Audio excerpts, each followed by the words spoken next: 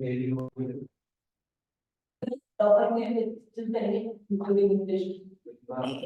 morning all. Welcome to Learners Academy. So this is being for the last time finally. नहीं, शाम को मैं available नहीं हूँ, जो पूछना है अभी पूछ के जाना, ठीक है। छोटा मोटा डाउट हो तो टेलीग्राम पे डाल देना, बाकी कोई बड़ी चीज है तो अभी पूछ के जाना, ठीक है। कौन सा क्वेश्चन कह रहे हो आप सबसे पहले? 23।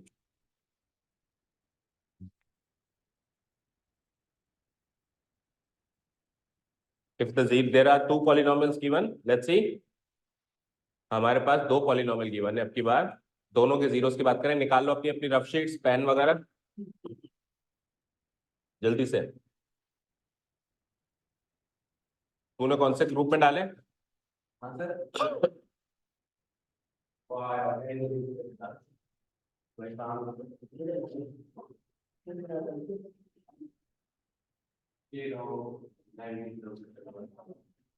चलो पहले वाला देख लेते हैं, बुक वाला। There are two polynomials given, तो दोनों पॉलिनोमियल्स लिख लेता हूं मैं। पहला पॉलिनोमियल है x square, start writing, plus P x plus Q. Quadratic polynomial एक ये है। दूसरा है 2x square minus 5x minus 3। ये दो पॉलिनोमियल गिवन है मुझे, ओके। और रिलेशन क्या है दोनों का सुनना, बड़ा ही गहरा नाता है। हाँ, इसके जीरोस, इसके जो जीरोस हैं वो इसके जीरोस के डबल है। इसके जीरोस के डबल हैं। The zeros of polynomial are double in value to the zero। नहीं, मैंने सीधा ही किया है, उल्टा नहीं किया। तो find the value of P and Q। Find the value of P and Q। ये जो missing coefficients हैं, these are required to be found out। करो try. The time starts now।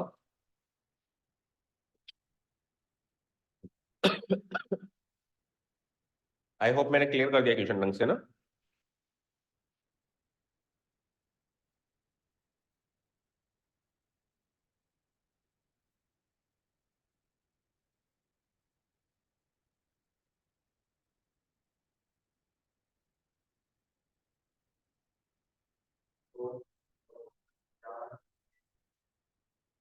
P की वैल्यू 4 और Q की value 6।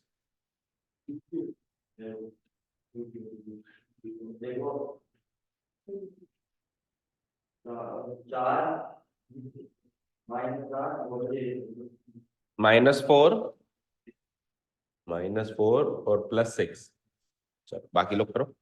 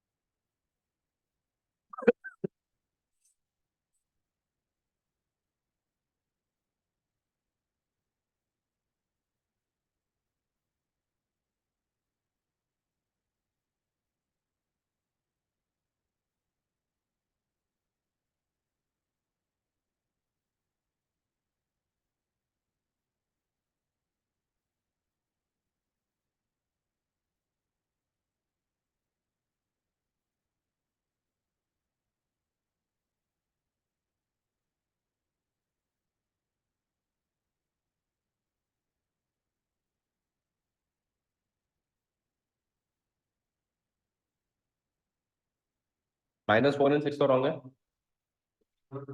नहीं, वो भी रॉन्ग। फिर से रीचेक करो, कोई कैलकुलेशन मिस्टेक करी होगी। बिना कैसे? जो ये वाला था ना, इसके जीरो, इसके इसके डबल थे। फर्स्ट वाले के जीरो सेकंड वाले जीरोस के डबल है, उसके 2 गुना थे, ये है उल्टा पड़ रहा है। इसके जो जीरोस होंगे इसके डबल इस भाई साहब के होंगे, इसके जीरोस इसके डबल होंगे, यानी बड़े इसके हैं, ऐसे मान लो इसके बड़े हैं, इसके इसके -3 और 3 और -2, नहीं वो भी नहीं मैच कर रहा। 3 और वो भी नहीं कर रहा। zeros, I am talking about zeros. What are zeros? नहीं, what are zeros? zeros का मतलब क्या होता है कि इसके जो इसको जीरो बनाते हैं। देखो ये तो पॉलिनोमियल ही साफ साफ गिवन है, तो इसके तो जीरोस ही निकाल सकते हैं ना हम। निकाल लिए इसके जीरोस, बताओ क्या क्या निकले। इसके 2 जीरोस क्या निकले, 2x², 3 इंटू -2 -6 -5 -6 और -5, तो -2x -3x। हाँ कैसे भी कर लो, -3x -2x लिख लो या -2x -3x लिख लो, एक ही बात। गलत है क्या? 2 इंटू -3, अच्छा गलत है फिर तो फिर -6 और +1, -6 और +1, -6x + x, अभी ठीक है। 3 को 2 से क्यों करेगा, -3 को 2 से करेगा ना, -6 आएगा, और -6 इंटू 1 -6 और -6 + 1 -5।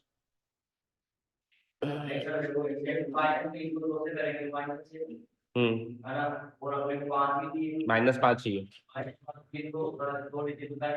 हाँ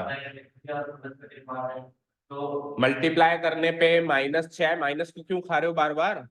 मल्टीप्लाई करने पे -6 आए और प्लस करने पे -5 आए, दोनों के माइनस माइनस उड़ा रहे हो। अगर दोनों के माइनस माइनस उड़ाओगे तो 2 नए नंबर मिलेंगे, माइनस को क्यों इग्नोर कर रहे हो। माइनस इतनी बड़ी छोटी चीज हो गई इग्नोर करने की। अब आप कह रहे हो -3 -2, ये लो -3 -2, तो -3 इंटू -2 +6 होता है, उधर -6 चाहिए, आप माइनस को इग्नोर कर रहे हो इसलिए गलत कर रहे हो क्वेश्चन।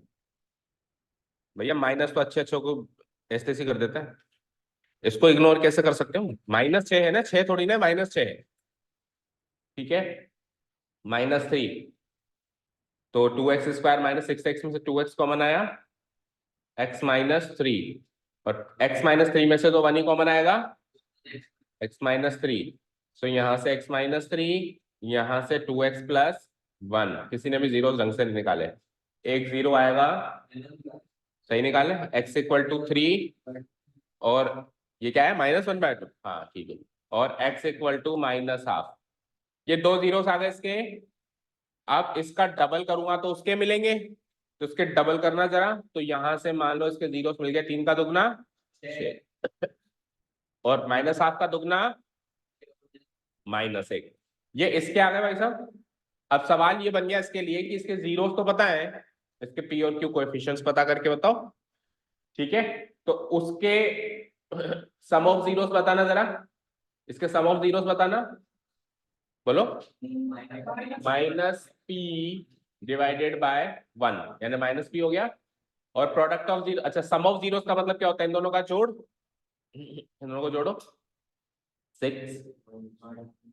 + -1 यानी कि +5, तो p की वैल्यू -5, p क्लियर हो गया।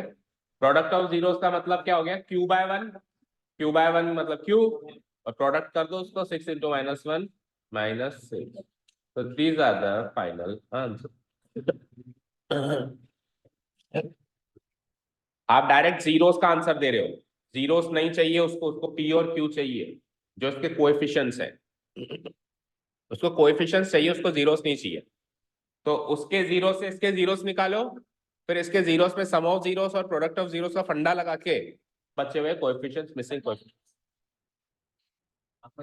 डायरेक्ट आप x की वैल्यू 6 पुट अप करेंगे उसमें, हाँ तो फिर 2 इक्वेशन बनेगी, वैसे भी कर सकते हैं, बट इससे सीधे हो गया, x की वैल्यू उधर पुट अप करोगे 6 का स्क्वायर 36, x की वैल्यू 6 पुट अप करोगे 6x, x 6p + q है ना, 6p प्लस क्यू, तो एक इक्वल टू 0, एक इक्वेशन ये बन गई, यानी कि 6p plus Q equal to minus का 36। अब -1 पुट अप करो, तो -1 का स्क्वायर 1, और x की जगह -1 पुट अप करेंगे, -p प्लस क्यू, इसको भी 0 के इक्वेट कर दो, so -p plus Q equal to minus. इन दो इक्वेशंस को linear equation in two variable से सॉल्व करो, वहां से p और q निकालो। तो स्लाइटली डिफिकल्ट मेथड हो गया ना, मतलब लेंथी मेथड हो गया। यहाँ से p और q सीधे ही निकल के सम ऑफ जीरो से प्रोडक्ट ऑफ जीरोस लगाते। ठीक है, समझ आया? ठीक है, सम ऑफ जीरो से ये s, this is s and this is product of zeros. ठीक है, चलो कर दो डिलीट। हाँ, नेक्स्ट रुद्र आपने भेजा है ना ये वाला, ये तो अपने बुक में, बुक का क्वेश्चन है ना एनसीईआरटी का।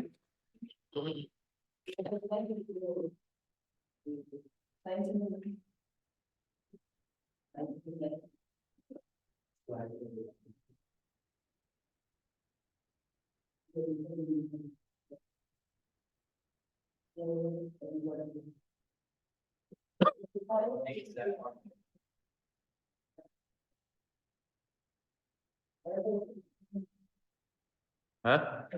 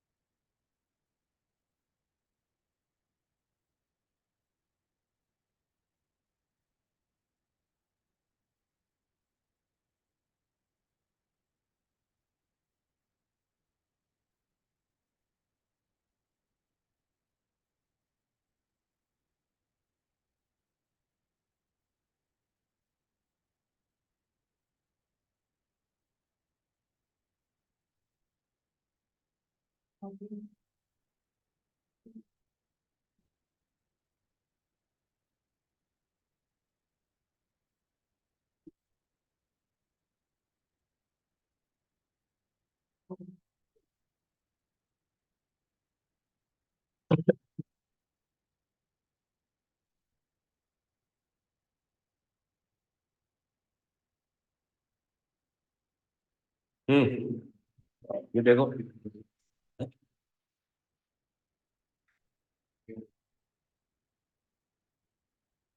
पढ़ो है, कैसे कह रहे हो बुक में नहीं है? आपकी बुक में नहीं है? अच्छा, ये ओमिटेड है क्या एक्सरसाइज? ओके, तो जब वो वाले पूरा जो ओमिटेड सेक्शन है वो करवाते हैं, तब तो आगे तो नहीं नहीं this is out of course, और फिर वही क्वेश्चन ढूंढ के लाते हो पता नहीं कहाँ से। ठीक है, तो message me, I will message you the video, complete video. ये एक्सरसाइज कौन सी है? इक्वेशंस रिड्यूसिबल, यानी कि 3.5 है, ये 3.5 के क्या, नहीं जो मैं पुरानी बुक है उसकी बता रहा हूँ, अब आप नई बुक में चेक कर लेना, नई में मिलता है तो I will send you the video, अगर नहीं भी मिलता है तो आई विल सेंड यू। और भी क्वेश्चंस नई बुक में नहीं है ना, 3.5 है ये 3.5 है, इसके दूसरे क्वेश्चंस भी होंगे इसमें, देख लो एक बार, पढ़ लो। देखो ये वाला क्वेश्चन किया है आप लोगों ने, किसी ने ऐसा एक बार बस रफली देखो, करवाया था, तो करवाने में तो मैंने ये भी करवाया था, पूछा था मैंने, करवाया था, बिल्कुल करवाया। आप इस साल की वीडियो भी देख सकते हो पुरानी, तो आप मेरे को मैसेज कर देना अभी जाके, मैं आपको वीडियो भेज दूंगा, ठीक है?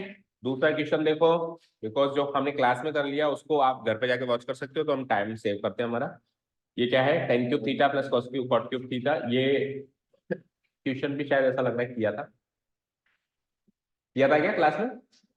No, tan cube theta divide by 1 plus tan square theta, और ये क्या है, cot cube theta divide by 1 plus cot square theta equal to क्या आ रहा है, sec theta cosec theta minus 2 sine theta.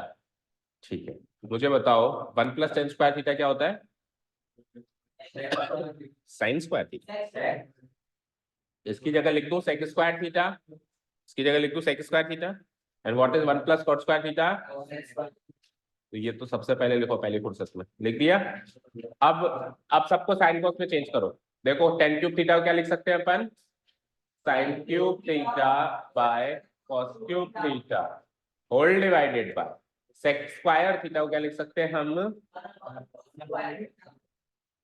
Plus, इधर आओ, कॉट क्यूब थीटा को क्या लिख सकते हैं अपन, cos cube theta divided by sine cube theta, उल्टा हो जाएगा उसका टेन क्यूब थीटा का, and what is cosec square theta. ऐसा जब हम करेंगे तो cos स्क्वायर थीटा से एक cos थीटा ही बचेगा, sin स्क्वायर थीटा से एक sin थीटा ही बचेगा, तो डिनोमिनेटर तो खत्म हो गए दोनों के, तो sin cube theta bye cos theta बचा, sin cube theta bye cos theta बचा, और यहाँ क्या बचा, cos cube theta bye sin theta बचा। ठीक है, अब अगर मैं इसको डिवाइड भी कर दूं तो एक साइन से कॉस डिवाइड करेंगे तो टेन आएगा, और ऊपर साइन स्क्वायर बचेगा, यहाँ पे एक साइन से एक कॉस से साइन, हाँ तो अगर डिवाइड करते हैं तो पार नहीं पड़ रही तो एलसीएम लेते हैं, तो sine theta cos theta will be taken out as LCM, sine theta into sine cube theta and cos cube theta into cos theta. ठीक है, sine to the power 4 theta and cos to the power 4 theta. आगे इसको क्या करते हैं अपन, sine square theta plus sine square theta का whole square, okay, sine square theta का होल स्क्वायर कर दिया इसको मैंने, और यहाँ पे cos स्क्वायर थीटा का भी होल स्क्वायर कर दिया। लेकिन ये डायरेक्ट आइडेंटिटी तो होती नहीं है कुछ, हाँ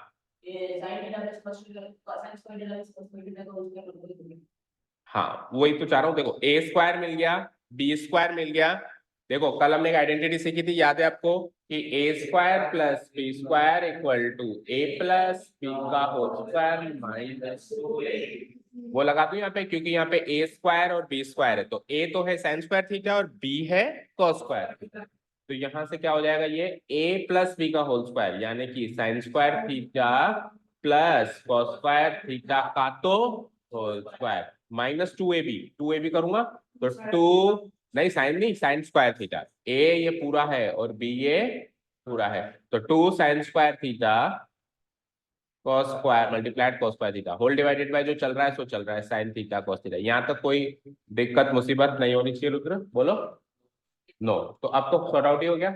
आप क्या करो, sin square theta plus cos square theta को 1 लिख सकते हो, 1 का स्क्वायर 1 ही होता है, 1 का स्क्वायर 1 ही होता है, तो इस पूरे की जगह 1 आ जाएगा नेक्स्ट स्टेप में।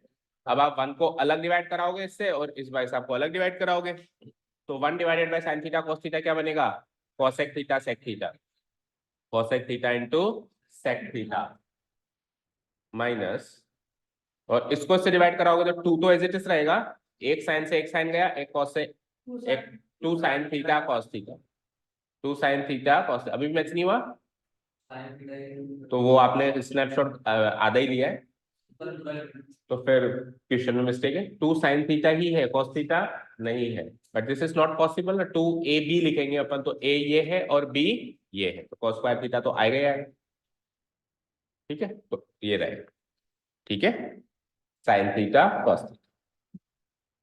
एंड अगर आप अपने को वेरीफाई करना है कि हमारा आंसर करेक्ट है या नहीं है, तो हम एक काम कर सकते हैं, हम थीटा की कोई भी वैल्यू इसमें पुटअप कर दें, एलएचएस में और आरएचएस में, ठीक है, कोई भी जो आपकी बन सके, वो आपका घर का काम, आप एलएचएस में पुटअप करो, आरएचएस में पुटअप करो, दोनों इक्वेट होते हैं तो ये करेक्ट है, एलएचएस इक्वल टू आरएचएस है, और नहीं है तो फिर नहीं है, तो एक बार आप साइन थीटा पे रोक के ही वैल्यू पुटअप करो, और एक बार साइन थीटा के कोस थीटा लगा के फिर वैल्यू पुटअप करो, देखिए करेक्ट किस में निकलता है, ठीक है, कर लोगे, इसको कर देता हूँ delete.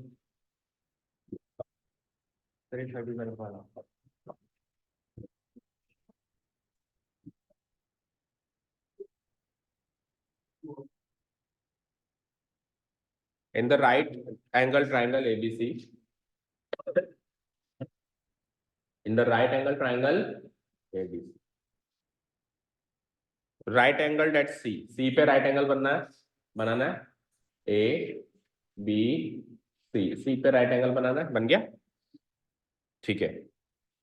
P and Q are the points on the sides CA and CB respectively, which divides these sides in the ratio 2:1. अच्छा, P तो मुझे रखना है CA के ऊपर, P मुझे रखना है CA के ऊपर, और इस तरीके से रखना है कि ये इस CA को, P and Q are the points on the side CA and CB respectively. अब देखो इसने लिखा है, देखो स्क्रीन पे, वैसे तो CA और ACA की बात होती है होती है, लेकिन ये क्या कह रहा है कि ये CA और AC जो एक ही बात है, इस पर बीच में कहीं पॉइंट रखो P, और इस तरीके से रखो ताकि ये जो P है इस CA को 2:1 में डिवाइड करे। तो जब रेशियो ऑफ डिवीजन की बात हो गई, तब अपन CA को CA ही मानेंगे, AC को AC मानेंगे, इसको AC नहीं मानेंगे। क्यों? क्योंकि अगर मैं CA लिखता हूं तो C से शुरू करते हुए 2:1 में काटना है, और जब मैं AC लिखता हूं तो A से शुरू करते हुए 2:1 में डिवाइड करना है। तो अगर मैंने 2:1 में डिवाइड करने के हिसाब से P को यहां लगा दिया तो वो गलत है। आप ऐसे नहीं कह सकते सर ये तो 2 हो गया और ये 1 हो गया, गलत। ये तो AC को आपने डिवाइड कर दिया, आपको CA को डिवाइड करना था, तो आपको नीचे से ऊपर डिवाइड करना था, ना कि ऊपर से नीचे। तो CA को जब आप 2:1 में डिवाइड कराना चाहेंगे तो P ऊपर आएगा। अब ये पार्ट तो हो जाएगा मेरा 2, और ये पार्ट हो जाएगा मेरा, समझ गए? 2:1 में डिवाइड हो गया, क्लियर है? 2 नहीं, नीचे से 2 और ये 1। सिमिलरली Q को आप किस पे रखो? Q को CB पे रखो, और CB पे रखो तो वो भी इसको 2:1 में डिवाइड करना चाहिए। तो CB यहां से काउंट करते हुए मैं रखूंगा Q, ताकि ये तो हो जाए 2, ये हो जाए 1, ठीक है। अब आपको कुछ चीजें प्रूव करनी है, जैसे कि पहली चीज है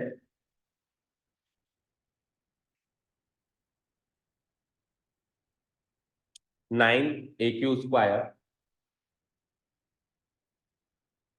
equal to 9AC² plus 4BC²। पहली चीज तो आपको ये प्रूव करनी, ठीक है। और दूसरी चीज जो है 9BC²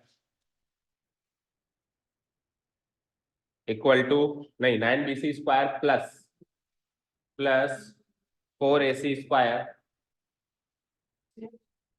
इक्वल टू 9BP²। चलो ट्राई मारो, शुरू हो जाओ, टाइम स्टार्ट्स नाउ। वो प्रूव करना है आपको, और फिगर के हिसाब से मैंने बता दिया आपको। It is a right angle triangle.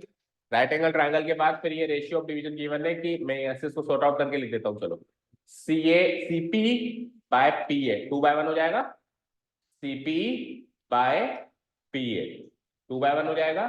Similarly CQ/QB ये भी 2/1 हो जाएगा। ये दोनों इक्वल है रेशियो, और दोनों की वैल्यू है 2/1। ये गिवन पॉइंट्स हो गए, और एंगल सी मेरा 90 डिग्री है, एंगल AC भी इक्वल टू 90 डिग्री। ये 2 गिवन पॉइंट्स हो गए, बस, और कुछ गिवन नहीं।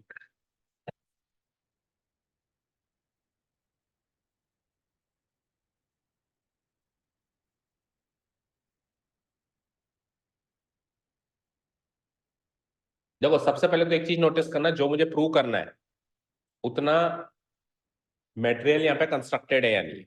जैसे कि प्रूव करने की पहली चीज क्या है, 9, तो AQ² के लिए A और Q ज्वाइंट होने चाहिए। तो पहले तो A और Q को जो है ना, फिगर इनकम्प्लीट अभी है ना, AQ, A से लेके Q ज्वाइन करो, ठीक है। AC तो ज्वाइन होगा, BC ज्वाइन होगा, BC ज्वाइन होगा AC, और BP ज्वाइन है क्या? BP ज्वाइन नहीं है, ठीक है। ये से ज्वाइन कर दिया, इससे ज्वाइन कर दिया, अब ये फिगर कंप्लीट हो गया। अब लगाओ, देखो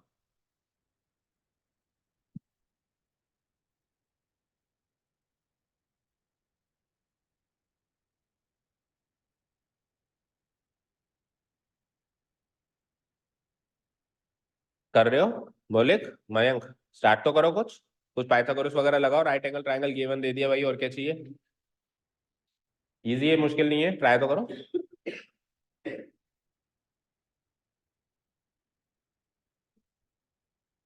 मुझे एक चीज बताओ मौलिक, AQ कहाँ दिख रहा है आपको? दिख रहा है? कौन से ट्राइंगल में दिख रहा है? ए क्यू कौन से ट्राइंगल में दिख रहा है? बी सी क्यू में दिख रहा है? A C Q. Triangle A C Q के अंदर कौन सा एंगल 90 डिग्री है? Angle A C Q 90 degree है। तो ट्राइंगल ए सी क्यू के अंदर पाइथागोरस थ्योरम लगा सकता है? लगा दे। ट्राइंगल ए सी क्यू के अंदर पाइथागोरस थ्योरम लगा दे, तो वहां से ए क्यू का स्क्वायर निकल के आ जाएगा। वही तो निकालना है।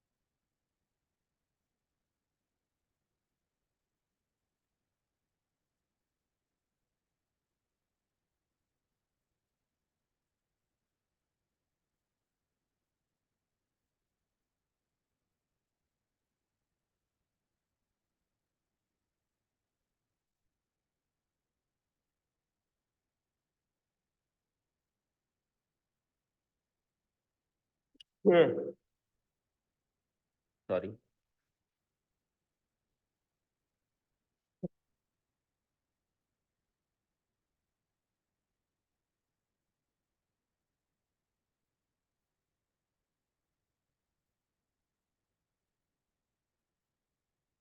हाँ, हुआ क्या? 13। कोई वैल्यू निकाली यहाँ पे? हाँ बताओ, पाइथागोरस थ्योरम लगा के क्या किया आपने? ए क्यू का स्क्वायर इक्वल टू दोनों।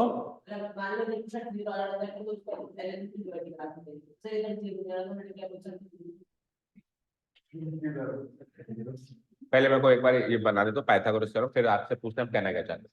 हाँ जी देखो इधर, ट्राइंगल ए सी क्यू पे फोकस कर रहे हो आप लोग? इस पे फोकस कर रहे हो?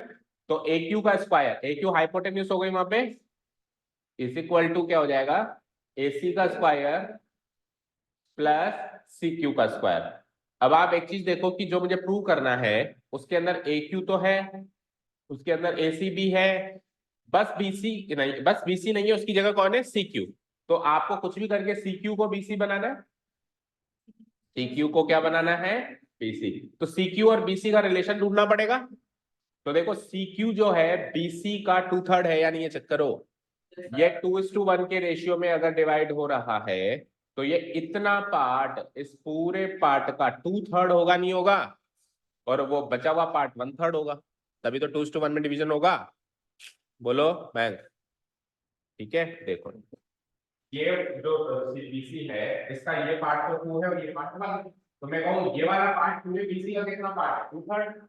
और ये वाला पार्ट पूरे बीसी का कितना पार्ट है? 1/3। अगर बीक्यू आता तो मैं 1/3 लगाता, सीक्यू आया तो 2/3 लगा देता हूँ। So it is 2/3 BC, CQ is 2/3 BC. ठीक है, तो मैं इसको आगे प्रोसेस करते फिर A Q square equal to A C square, और सी क्यू को क्या लिख दिया मैंने? 2/3 टाइम्स बी सी, और उसका स्क्वायर है तो होल, तो होल स्क्वायर कर दो, काम ही तमाम हो चुका है, काम ही तमाम हो गया।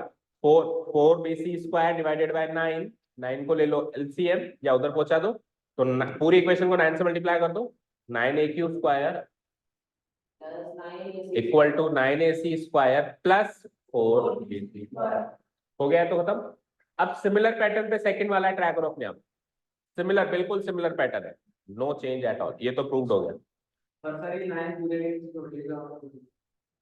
9 से मैंने पूरी इक्वेशन को मल्टीप्लाई कर दिया है, इसको करेंगे, इसको करेंगे और इसको करेंगे। अच्छा, अगर आप 9 को उधर भेजना चाहते हैं तो पहले पूरे के नीचे लाना पड़ेगा, उसके लिए एलसीएम लेना पड़ेगा, उसके लिए 9 यहाँ लग जाएगा।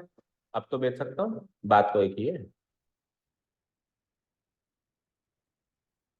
ये प्रूव्ड हो चुका है। सेकंड वाली इक्वेशन के लिए भी आपको वही सोचना है कि सेकंड वाली इक्वेशन कौन से राइट एंगल ट्रायंगल में लगेगी। उस राइट एंगल ट्राइंगल में आप पाइथागोरस लगा लो, सॉल्व हो जाएगा। एबीसी, बीपी कहां से आएगा उसमें? बीपी, बीपी सोचो बीपी का है, पीसीबी, पीसीबी में लगा दो, राइट एंगल ट्रायंगल पीसीबी में पाइथागोरस लगाओ, इसका काम हो जाएगा तमाम। हो गया। पीसीबी के अंदर angle PCB is equal to 90 degree.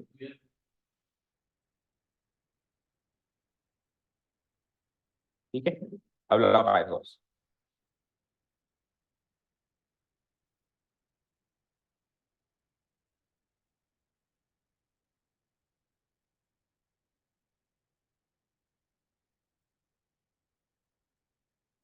हो गया, चलो चलो करो।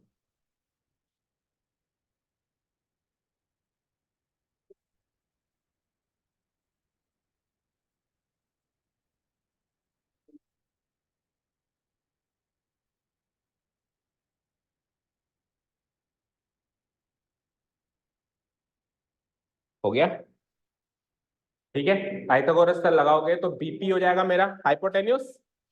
बीपी क्या हो जाएगा?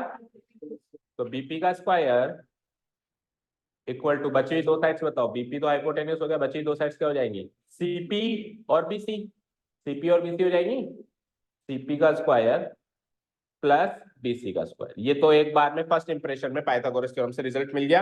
अब आपको जो चाहिए उसमें बीसी है, एसी है, बीपी है। मेरे पास है बीपी, सीपी और बीसी, यानी सीपी को बदलना है। सीपी को बदल दो तो सेम टू सेम एट्रीब्यूट्स मिल जाएंगे ऊपर वाले। अब सीपी को बदल के क्या करना है वो सोचो। देखो, बीसी तो है, बीसी है, बीपी है, बीपी है, दैट मीन्स सीपी को बदल के एसी बनाना है। तो रिलेशन सीपी और एसी का सोचना पड़ेगा, जिसको जो बनाना है रिलेशन उसी का सोचना पड़ेगा। तो सीपी और एसी का रिलेशन देखते हैं, फिगर के अंदर आओ। सीपी का है मेरा, एसी पूरा, तो सीपी 2 है, एसी, तो सीपी जो है एसी का आगे 2/3 हो जाएगा, तो सीपी के स्क्वायर मिलेगा 2/3, एसी का 4 हो जाएगा, तो 7 के वो मल्टीप्लाई कर 7। क्लियर है? हाँ क्लियर है। चलो डिलीट करो, नेक्स्ट बताओ।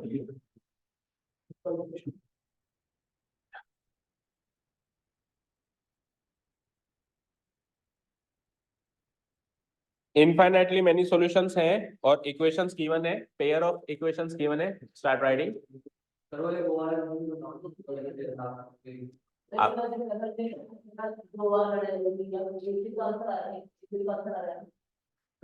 क्वेश्चन जब तक नहीं लिखेंगे तब तक मेरे को ऐसे कुछ समझ नहीं आता, थोड़ा कमजोर बच्चा हूँ। ठीक है, तो let me write the question. 3x plus 3y plus 3 minus C is equal to 0। This is the first equation. अब साफ साफ पता चल रहा है कि कोएफिशिएंट में सी मिसिंग है, मतलब तीनों कोएफिशिएंट्स क्लियर नहीं है। y का कोएफिशिएंट 3 फिक्स है और कांस्टेंट टर्म में, और x के कोएफिशिएंट में c नाम की चिड़िया बैठी है जिसकी वैल्यू चाहिए होगी अब। ठीक है, तो पहली इक्वेशन ये। दूसरी इक्वेशन, जब लीनियर इक्वेशन की बात हो गई तो दूसरी इक्वेशन मिलेगी मिलेगी, क्योंकि चैप्टर का नाम ही पेयर ऑफ लीनियर इक्वेशन है। 12x प्लस सी वाई, देखो इसमें भी आ गई सी, माइनस सी इक्वल टू 0। दो इक्वेशंस मिल गई बेटा। अब सवाल यह है कि इन दोनों इक्वेशंस में इनफाइनाइटली मैनी सॉल्यूशंस का सिस्टम होता है। कौन से सिस्टम ऑफ लीनियर इक्वेशंस को फॉलो करती है ये? इनफाइनाइटली मैनी सॉल्यूशंस को फॉलो करती है, ऐसा ऑलरेडी गिवन है, इनफाइनाइटली मैनी सॉल्यूशन। तो मैं क्या करूंगा, इनफाइनाइटली मैनी सॉल्यूशंस का कॉन्फ़िगरेशन लिख दूंगा। क्या है वो? क्या है? a1 बाय a2, a1 कौन होगा? c, a2 कौन होगा? 12, तो c by 12 equal to 3 by c, 3 by c equal to this divided by this. तो देखो इधर माइनस है, तो 3 minus C divided by minus C करेंगे। ठीक है, या तो कोई डाउट नहीं है। जिसको मैं अगले स्टेप में आप चाहो तो 3 minus C divided by minus C को अगले स्टेप में मैं c minus 3 divided by C लिख सकता हूँ। ये माइनस साइन को ऊपर ले गया और 3 माइनस सी से मल्टीप्लाई करा दिया, तो 3 माइनस सी क्या बन गया? c माइनस 3, और नीचे से माइनस साइन हट गया। तो आप चाहो तो इसको ना करके इसको रीड कर लो। अब आपको क्या चाहिए? फाइंड c, c की वैल्यू चाहिए। अब देखो c की वैल्यू मेरे पास कितने ऑप्शन है निकालने के लिए वो सोचो। एक ऑप्शन, दूसरा ऑप्शन इसको इससे, तीसरा ऑप्शन इसको इससे। ठीक है, मैं क्या करूंगा, तीनों ऑप्शन से निकालूंगा। देखो अगर सी की वैल्यू मिसमैच आ जाती है तीनों ऑप्शन से इन केस, तो मेरे पास एक आंसर ये भी होता है कि there does not lie a real value of C to make this pair of linear equations as infinitely many solution. C की वैल्यू अगर मान लो तीनों से मिसमैच आ गई, इससे सी की वैल्यू अलग आ रही है, उससे अलग आ रही है और इससे अलग आ रही है, दैट मीन सी की कोई रियल वैल्यू है ही नहीं, सी की कोई रियल वैल्यू है ही नहीं। चलो यहां से करते हैं, तो C into C equal to 12 3 जा, तो सी की वैल्यू प्लस और माइनस 6, प्लस और माइनस 6। इधर आओ, 3 इंटू सी 3c, सी इंटू सी माइनस 3 करो, सी square minus 3c, minus 3c को इधर लाओ, या 3c को उधर भेजो, तो C square minus 6c equal to 0। यहां से फैक्टराइज करूंगा तो C into C minus 6 equal to 0। यहां से सी की वैल्यू या तो 0 या फिर सी माइनस 6 की वैल्यू 0। सी की वैल्यू 0 तो यहां से आएगी, सी की वैल्यू 6 भी हो सकती है। यहां से सी की 2 वैल्यू मिली भैया। अब एक आखिरी चीज, किसको किससे करना है, पहले को तीसरे से, तो सी इंटू सी 12c माइनस 36। ठीक है, यहां से क्वाड्रेटिक इक्वेशन बन गई, तो C square minus 12c plus 36 equal to 0। करो फैक्टराइज, -6 इंटू -6, तो -6 यानी कि सी स्क्वायर माइनस 6c दो बार हो जाएगा, प्लस 36 इक्वल टू 0। तो c यानी कि c माइनस 6, एंड देन फिर अगेन मैं क्या ले लूंगा, -6 कॉमन ले लूंगा यहाँ से, और c माइनस, तो दोनों c बन गए, तो दोनों से c की वैल्यू क्या आ गई 6। अब सुनो, तीन केसेस हैं, तीनों केसेस में कोई कॉमन वैल्यू है क्या, वही आंसर है। अगर नहीं है तो there does not lie any specific value of C. हाँ जी, बिल्कुल जरूरी होता है। सपोज करो मैंने इससे कर दिया, तो ये सी की 2 वैल्यू कौन कौन सी देता है, प्लस माइनस 6, तो आप -6 रखो वहां पे, आपका इनफाइनाइटली मेनी सॉल्यूशन बन भी सकता है, नहीं भी बन सकता है। देखो पता है ये सी की वैल्यू कैसे है नहीं पता है, केवल इतने पार्ट को देखकर आइए, तो केवल इतने पार्ट को देखने के हिसाब से तो पैरेलल लाइंस भी हो सकती है, नो सॉल्यूशन भी हो सकता है, यानी कि -6 रखूंगा ना तो नो सॉल्यूशन निकलेगा। आप देखिए समझ गए, ऐसा रखना है क्या। देखो मेरी बात सुनो, अरे सुनो, a1 bye a2 equal to b1 bye b2 होता है, इसमें नो सॉल्यूशन होता है, और equal to c1 bye c2 होता है, तब जाके इनफाइनाइट। अब आपने केवल इन दोनों को कंपेयर कर दिया, that means c by 12 3 by c को कंपेयर कर दिया, आगे वाले से बात ही नहीं करी, तो आपने तो केवल a1 bye a2 equal to b1 bye b2 रखा है, उससे आंसर क्या है, प्लस और माइनस 6। बाकियों से पूछा गया तो वो c की क्या वैल्यू देते हैं, 0 6 और 6, -6 दे रहा है, ये दे रहा है -6, वो देता है क्या, वो देता है दैट मींस -6 रखने से नो सॉल्यूशन। ठीक है, तो कॉमन वैल्यू देखिए तीनों केसेस में कॉमन वैल्यू क्या है, या तीनों में नहीं तो मिनिमम 2 है। आप इसको इग्नोर कर, क्यों, क्योंकि जब आपने इसको इससे कर दिया, इसको इससे कर दिया, तो इनडायरेक्टली पहले को तीसरे से भी कर दिया। तो मैं ये कहूंगा कि आपको मिनिमम 2 केसेस बना, 3 चाहे से ना बना, मिनिमम कितने बनाने हैं, 2 केस, उसकी को इग्नोर करके यहां पे कॉमन वैल्यू क्या है, इक्वल टू 6। ठीक है, अभी देखो इधर स्क्रीन पे एक और बार सुनो, सपोज करो मैंने ये 2 केस बनाए, वो नहीं बनाया, तो सी की कॉमन वैल्यू बताओ, प्लस 6। अगर मैंने ये दोनों केसेस बनाए, वो नहीं बनाया, तो सी की कॉमन वैल्यू बताओ, और अगर मैंने ये दोनों केसेस बनाए, ये नहीं बनाया, तो सी की कॉमन वैल्यू बोलो। दैट मींस मिनिमम 2 केसेस से काम चल रहा है ना, तीसरे केस को बनाने की जरूरत नहीं है। अभी क्लियर हो गया, ठीक, कर दो डिलीट, सी की फाइनल वैल्यू 6 हो जाए प्लस। क्वेश्चन नंबर 18 इसी में ही आगे,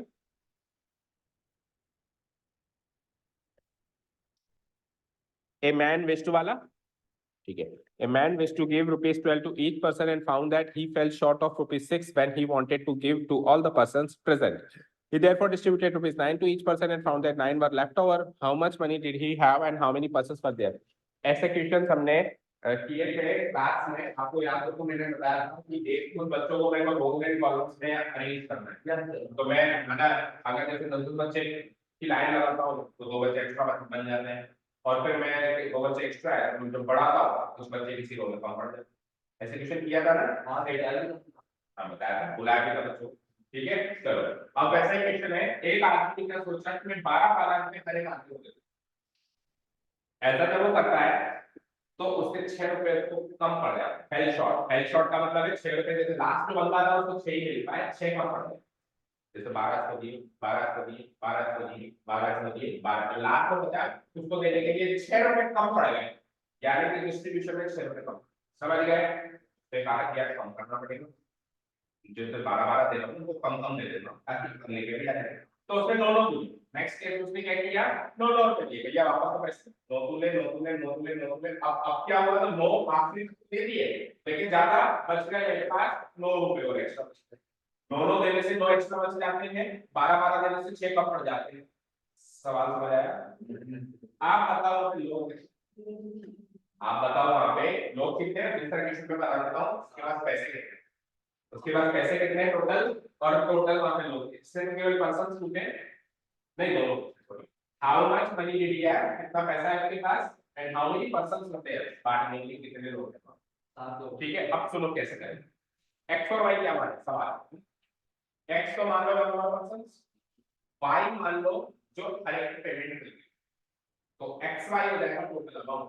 दो केस बनाओ, उसमें भी एक्स वाई टोटल अमाउंट, इससे भी एक्स वाई, इस तरह। ठीक है, ट्राई करना चाहोगे? चलो मैं एक छोटा सा ओवरव्यू बनाता हूं यहाँ पे। केस 1, इक्वेशन में बना दूं तो फिर बचेगी। मैं ओवरव्यू बना रहा हूँ, ओवरव्यू मतलब इसको, इस लैंग्वेज को छोटा करके बता रहा हूँ वहां पे, है ना। केस 1 में ₹12 टू ईच पर्सन जब मिलता है, ₹12 टू ईच पर्सन जब डिस्ट्रीब्यूट होता है, तो 6 रुपए शॉर्ट हो जाते हैं, -6। मेरे पास 6 रुपए शॉर्ट पड़ जाते हैं। केस 2 में जब मैं ₹9 टू ईच पर्सन डिस्ट्रीब्यूट करता हूं, ₹9 टू ईच पर्सन देता हूं, तो 9 रुपए बच जाते हैं, +9 हो जाता है, 9 रुपए एक्स्ट्रा मेरे पास बच जाते हैं। ठीक है, करो सोचो। बताया ना मैंने, एक्स को तो ले लो number of person, let the number of person be X, let the number of person be, नहीं rupees be X, X person, and amount distributed to each person. अच्छा देखो, amount distributed to each person तो 12 रुपए clear है ना, तो उसको Y नहीं मान सकते, वो तो क्लियर है ना। तो वाई क्या मानेंगे फिर, सवाल ये है ना। टोटल अमाउंट ऑफ मनी, यानी जो दो चीजें उसने पूछी है ना, कितने लोग एंड टोटल नंबर ऑफ,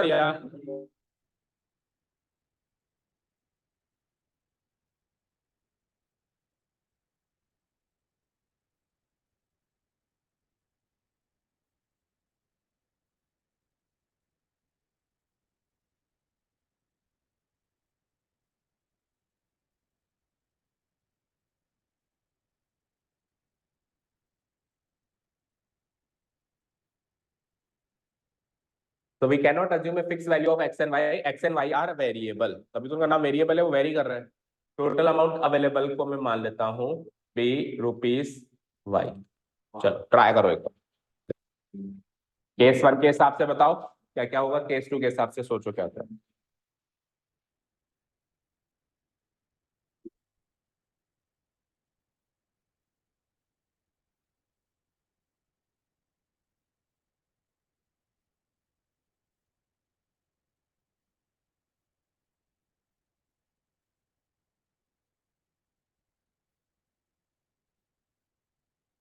हम्म, करो भैया। अजीब सा बन गया, अजीब सा इसलिए बन गया क्योंकि हमने टोटल अमाउंट आंसर नहीं बनाना है तो फिर यहाँ पे amount distributed to each person को ही बाई वन।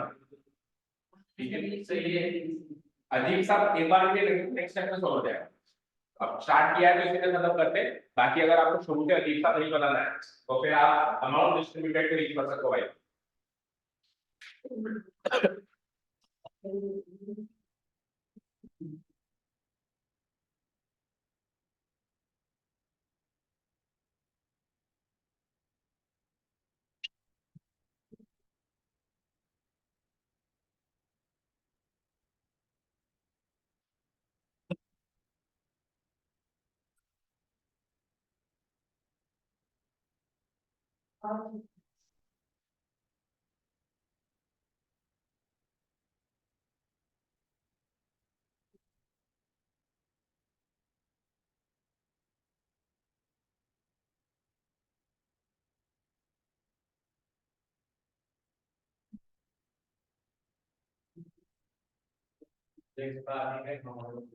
एक्स 5 है।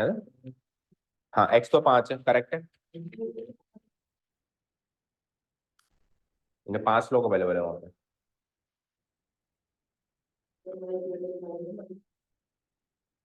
गलत किया कुछ।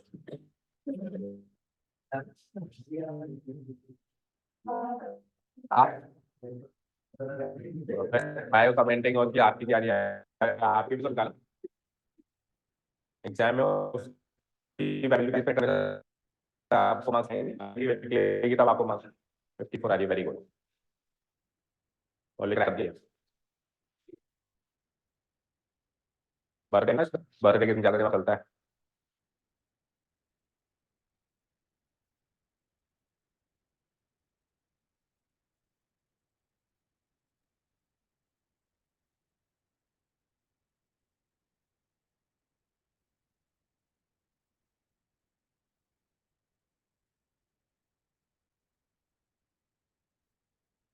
तो Moulik, how old have you been today? कितने साल के हो गए?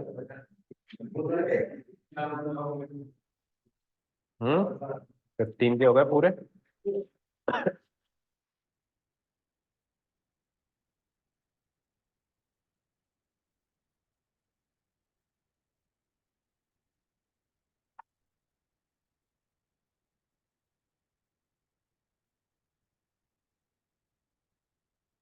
चलो टाइम्स अप। देखो यहाँ, देखो केस वन क्या कहता है, 12 रुपए हर इंसान को दो। कितने लोग हैं तुम्हारे पास? एक्स। कितने लोग हैं? हर एक को 12 12 दोगे तो 12x दे दिया आपने, 12x दे दी। और देने के 6 रुपए आपके पास शॉर्ट पड़ गए, यानी 6 रुपए अगर मैं बढ़ा दूं तो टोटल अमाउंट अवेलेबल से मैच हो जाऊंगा। समझ आया? भाई 12 12 हर एक इंसान को देने, कितने बांट दी तुमने? एक्स ने तो 12x तो बांट दिए, लेकिन 6 रुपए शॉर्ट है, तो 6 अगर मिल जाए मुझे मेरे अमाउंट में तो मैं टोटल अमाउंट से इक्वेट हो जाऊंगा। समझ गए? तो माइनस की जगह क्या आ जाएगा? +6 हो जाएगा। पहली इक्वेशन ये हो गई। दूसरी इक्वेशन में 9 डिवाइड कर रहे हो आप हर एक बच्चे को, तो 9x। और आपके पास 9 रुपए ज्यादा है, तो अगर 9 रुपए कम कर दूं तो आप टोटल अमाउंट से इक्वेट हो जाओगे। दो इक्वेशन बन गई, सॉल्व करो। जिन्होंने अभी तक सॉल्व किया अब इससे सॉल्व करो। इसको सीधा करके लिख सकते हैं दोनों को। कैसे? y को इधर बुला लो, तो 12x minus Y equal to -6, और यहां से 9x minus Y equal to -9 का +9। अब तो ये लीनियर इक्वेशन है, 2 वेरिएबल्स बन गया, और -y एग्जैक्टली मैच हो गया। तो पहली इक्वेशन से दूसरी इक्वेशन माइनस कर दो सीधे से।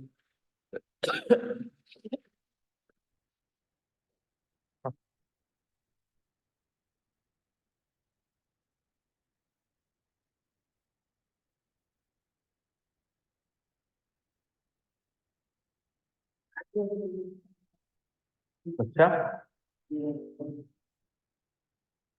x इक्वल टू क्या रहा? -5। हाँ तो -5 ही रहा है।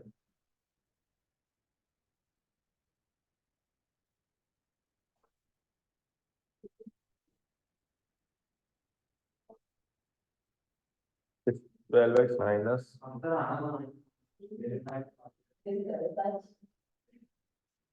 12 माइनस 9 हो जाएगा 3 माइनस 6 माइनस 9 माइनस 15। क्यों आ रहा है? अब आप ये देखो +6 माइनस 9 सही किया क्या आपने? ये करना चाहिए क्या? 12 रुपए हर एक इंसान को देते हैं तो 6 रुपए आपके पास शॉर्ट हो जाते हैं, फॉल शॉर्ट। 6 रुपए कम है मेरे पास है ना 12x में। 6 रुपए अगर मैं मिला दूं टोटल अमाउंट से मैच हो जाएगा।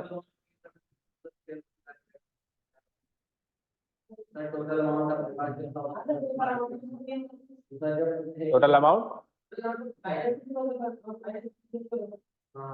तो y से उधर -6 करो या इधर +6 करो, बात तो एक है।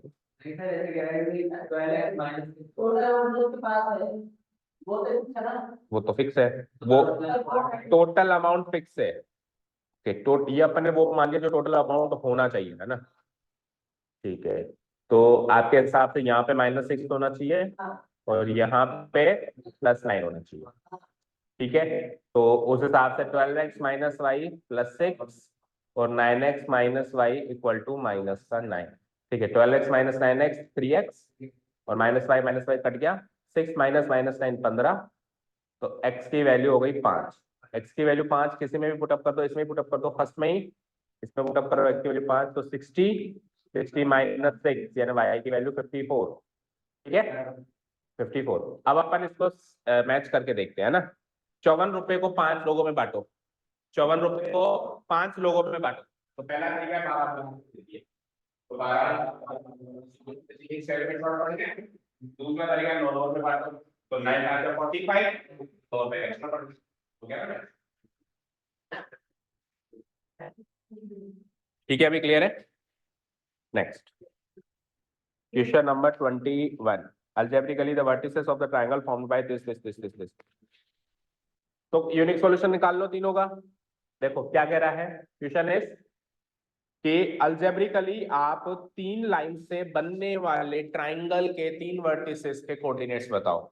जैसे 3 लाइन से 1 2 3, ठीक है, इनसे कुछ ट्राइंगल बन रहा है, उन ट्राइंगल के कुछ वर्टिसेस हैं, कोने हैं, इन वर्टिसेस के कोऑर्डिनेट्स बताओ। और आपको गिवन क्या है? तीनों लाइन की इक्वेशन। ठीक है, जैसे कि मान लो ये पहली लाइन ले ली मैंने, इस लाइन की इक्वेशन गिवन है, इस लाइन की इक्वेशन गिवन है 3x minus Y equal to 3। इस लाइन की इक्वेशन गिवन है, सेकेंड लाइन है 2x minus 3y equal to 2। और इस लाइन की इक्वेशन गिवन है x plus 2y equal to 8। ठीक है, अब सपोज करो मेरे को पहला, मैं 3 वर्टिसेस को एबीसी मार्क कर देता हूं, ए बी सी। सपोज करो मुझे ए के कोऑर्डिनेट्स चाहिए, तो चर्चित मुझे बताओ ए जो है वो किस किस की बढ़ंत से उत्पन्न हुआ? इसकी। तो इन दोनों इक्वेशन में यूनिक सॉल्यूशन निकाल लो, उसके जो फाइनल यूनिक सॉल्यूशन निकलेगा वो ए के कोऑर्डिनेट्स। बी कहां से उत्पन्न हुआ? इससे। तो इससे यानी ये इक्वेशन, इससे यानी ये इक्वेशन, इन दोनों की बढ़ंत करवाओ। बढ़ंत करवाओ मतलब वही दोनों को लिखो और यूनिक सॉल्यूशन निकालो 3 मेथड से, कैसे भी जो 3 मेथड है उससे बी के कोऑर्डिनेट्स निकलेंगे। यानी कि एक में 3 क्वेश्चन है बस। और सी किससे उत्पन्न हुआ? इससे और इससे। तो इन दोनों को की बढ़ंत करवाओ। अब रफली भी करवा सकते हो, देखो इधर देखो स्क्रीन पे। रफली नहीं करा सकते क्योंकि इसका 2 है, इसका 3 है, उसका 1 है। 2 3 1। ठीक है, अलग अलग ही करवाने पड़ेंगे। जैसे मान लो दोनों की बढ़त कराऊंगा तो क्या करना पड़ेगा?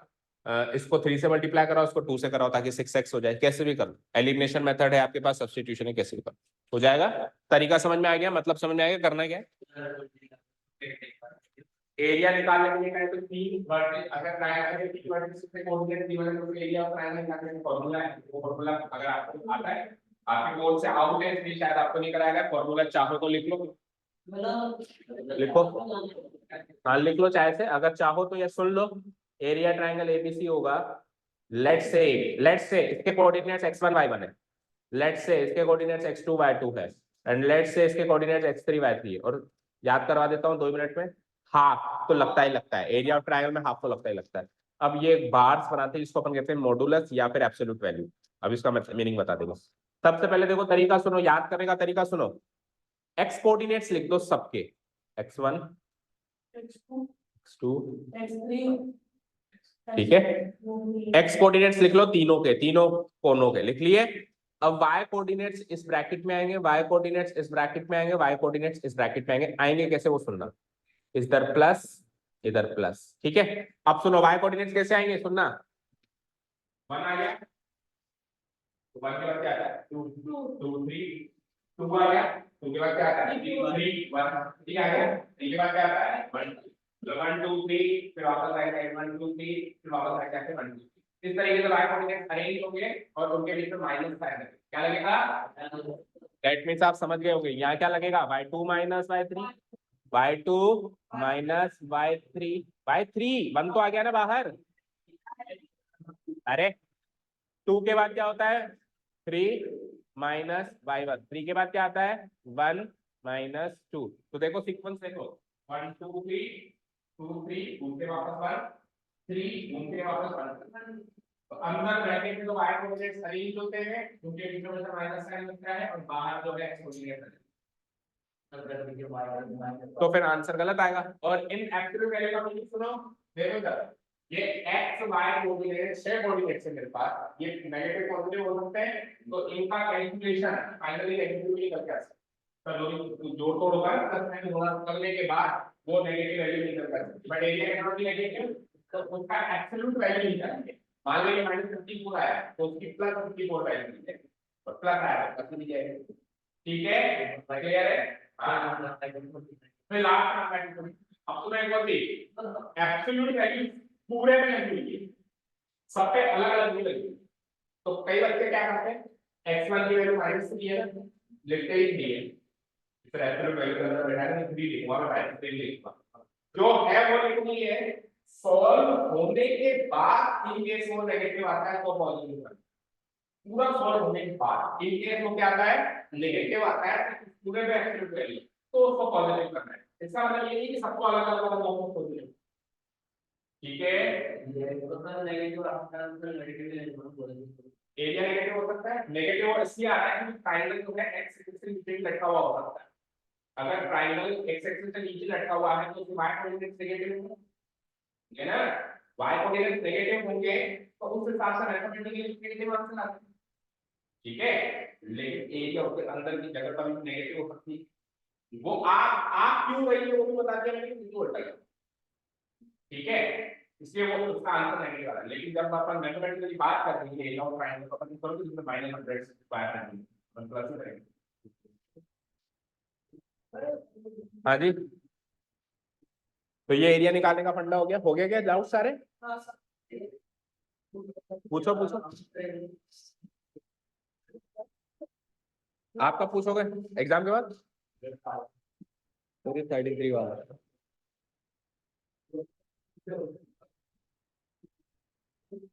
If the polynomial x to the power 6, अपना ही पेपर लग रहा है लास्ट ईयर का, okay. If the polynomial x to the power 4 minus 6x cube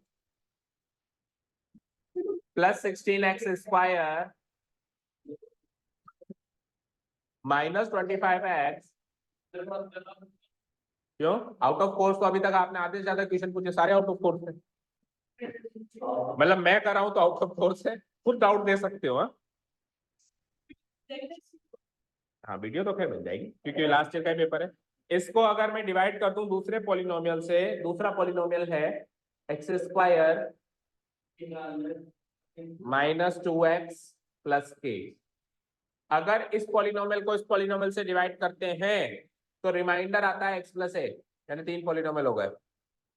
आपको पता है पॉलिनोमियल में जिसको डिवाइड करते हैं उसको p ऑफ x कहते हैं, जिससे डिवाइड करते हैं उसको ना g ऑफ x कहते हैं, डिवीजर, ठीक है, और जो क्वोशिएंट आता है उसको q ऑफ x कहते हैं, जो रिमाइंडर आता है उसको r ऑफ x कहते हैं। क्वोशिएंट यहाँ पे मुझे पता ही नहीं, तो 3 हो गए मेरे पास polynomial. Find the value of k and a, आपको k की और a की वैल्यू पता करनी है। मुझे तो तरीका बता दो भाई सर ऐसे करते हैं,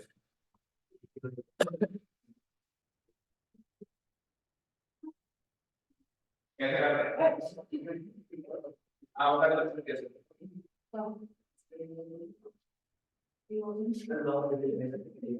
लॉन्ग डिवीजन मेथड से करेंगे तो क्या होगा सुन लो, इसको इससे डिवाइड करूंगा तो कुछ रिमाइंडर आएगा, उस रिमाइंडर को इसके रिमाइंडर से इक्वेट करा दूंगा और इक्वेट कराने से ए आ जाएगा। एक बार ए आ जाएगा तो पहले एक प्रोडक्ट ये क्या है, ये तो क्या लॉन्ग मिलेगा।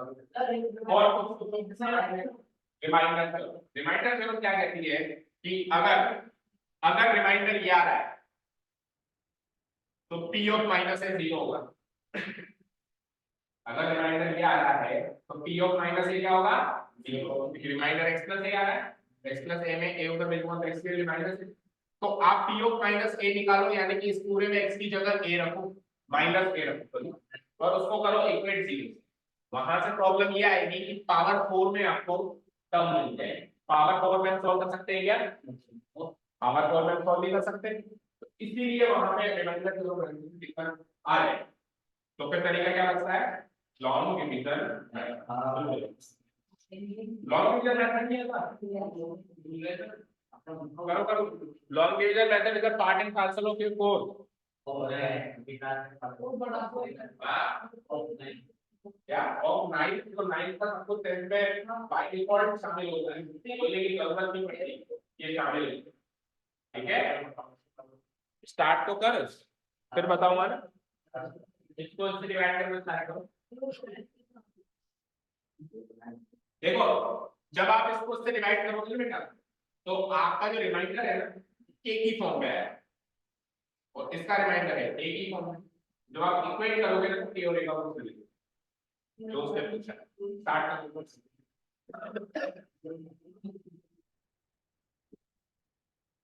अरेंजमेंट कर लिया डिवीजन का, लॉन्ग डिवीजन मेथड का। फ्रेश पेज से कर, छोड़ इसको, बिल्कुल फ्रेश पेज से स्टार्ट कर।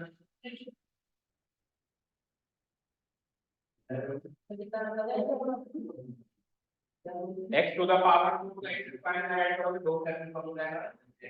पावर 4 और पावर 2 में क्या डिफरेंस, कोई ना 2 सेकंड। किसको किससे मल्टीप्लाई कराना नहीं आता, बैग उठाइए, उसको इससे डिवाइड करा के पहले क्वेश्चन बनाना है। फर्स्ट टर्म को फर्स्ट टर्म से, चलो देखो डिविडेंड है मेरा x to the power 4, x to the power 4 minus 6x cube plus 16x square minus 25x plus 2। ठीक है, उसको डिवाइड कराना है किससे, डिवीजर लिख देता हूं मैं। Divisor is x square minus 2x plus के। ठीक है, तो पहली टर्म को पहली टर्म से डिवाइड करने का प्रावधान है। तो x टू द पावर 4 को x स्क्वायर से डिवाइड कराएंगे तो x स्क्वायर आएगा, फिर इसको इससे मल्टीप्लाई करके नीचे लिखना है। करना स्टार्ट करें multiply, X square into X square X to the power 4। पहली टर्म तो मैच होती है, साइन के साथ मैच होती है, साइन पॉजिटिव है तो इसका positive. X square into minus 2x, ध्यान किस चीज का रखना है, पावर 4 के नीचे पावर 4 लिखनी है, क्यूबिक के नीचे क्यूबिक लिखनी है, अरेंजमेंट बिल्कुल सही करना है। एक्स स्क्वायर इंटू के करना जरा, के एक्स स्क्वायर। कोई डाउट यहाँ तक? अगले स्टेप में अपन माइनस करेंगे तो साइन चेंज हो जाएगा, तो ये तो बन जाएगा माइनस, ये बन जाएगा प्लस और ये बन जाएगा अगेन माइनस। पहली टर्म तो कैंसिल आउट होती है हमेशा। ठीक है, माइनस 6 प्लस 2 माइनस 4। अब यहाँ पे देखो प्लस 16 और माइनस के है, प्लस 16 और माइनस के है, तो इसको मैं क्या लिख सकता हूँ, 16 माइनस के टाइम्स ऑफ एक्स स्क्वायर। भाई 16 एक्स स्क्वायर माइनस के एक्स स्क्वायर को सॉल्व करोगे तो के एक्स स्क्वायर कॉमन लेके 16 माइनस के टाइम्स ऑफ एक्स स्क्वायर लिख सकते हो ना। सॉल्व करोगे, इसमें से इसको घटाना ही तो है, माइनस ही तो करना है। ठीक है, अगली टर्म्स को कॉपी पेस्ट मारो, क्या बचता है, माइनस 25x प्लस 10। ओके, एक बार फिर से रिपीट करूं मैं इस प्रोसेस को, पहली टर्म को पहली टर्म से डिवाइड करने का प्रावधान करो। पहली टर्म कौन सी है p बार, और इधर एक्स स्क्वायर, डिवाइड करूंगा तो -2x, सही है क्या, एक्स क्यूब नहीं 2 क्यूब 4 आएगा ना, -4x, -4, ठीक है, -4x इंटू एक्स स्क्वायर, वो का वही -4x cube, -4x into -2x बोलना जरा, +8x स्क्वायर, ओके, अरेंजमेंट ऐसे करना चाहिए, एक्स स्क्वायर के नीचे एक्स स्क्वायर, एक्स क्यूब के नीचे x cube, -4x into plus के -4kx, कोई डाउट, चलो जी साइन चेंज कर दूं एक बार फिर से, ठीक है, तो यहाँ पे प्लस, यहाँ पे माइनस, यहाँ पे प्लस, तो पहली टर्म कैंसिल आउट हो गई। अब सुनो इसको सॉल्व कैसे करूंगा, एक्स स्क्वायर, तो आंसर तो एक्स स्क्वायर में आएगा सर, बस कोएफिशिएंट को तो सॉल्व करना है। इसका कोएफिशिएंट क्या है 16 माइनस के, इसका कोएफिशिएंट क्या है नीचे वाले का, गलत, -8, ठीक है, -8, इसको सॉल्व करो तो 16 माइनस 8 क्या होता है, +8, 8 माइनस के टाइम्स इसका कोएफिशिएंट, समझ गए, इधर आओ, अब x तो सर आंसर तो x में आएगा, इसका कोएफिशिएंट क्या है, और इसका क्या दिख रहा है +4k, प्लस का 4k, तो इसको सॉल्व करके आप -25 + 4k को सॉल्व करके आप 4k - 25 सीधा करके लिख सकते हो, +4k - 25 times of x, 4k - 25 times of x, last वाली टर्म कॉपी पेस्ट करो, +10, एक बार फिर से चलना पड़ेगा, लास्ट टाइम करो, डिवाइड करो पहली टर्म को पहली टर्म से, तो एक्स स्क्वायर से एक्स स्क्वायर कट जाएगा, क्या बचेगा 8 माइनस के, तो प्लस ऑफ 8 माइनस के लास्ट कोएफिशिएंट का टर्म मिल गया, करो मल्टीप्लाई, तो 8 माइनस के को एक्स स्क्वायर से मल्टीप्लाई कराएंगे तो वही आता है सर 8 माइनस के टाइम्स ऑफ एक्स स्क्वायर, फिर 8 माइनस के को -2x से मल्टीप्लाई कराइए, जरा कराइए, देखो -2 से अंदर एंट्री दिलवा उसको, 8 माइनस के को -2 से मल्टीप्लाई करो, -2 इंटू 8 -16, -2 इंटू -k +2k, तो इसको 2k -16 लिख सकता हूं मैं, 2k -16 लिख सकता हूं मैं x, ठीक है, लास्ट में 8 माइनस के को k से भी मल्टीप्लाई कराना है, कराओ, 8 इंटू k 8k, और -k इंटू k -k, एक लास्ट टाइम साइन चेंज करके माइनस कर दो, और फिर मेरे रिमाइंडर को उसके दिए हुए रिमाइंडर से इक्वेट कर दो, ये तो जाएगा माइनस, ये भी हो जाएगा माइनस, ये भी हो जाएगा, ठीक है, तो पहली टर्म तो खत्म,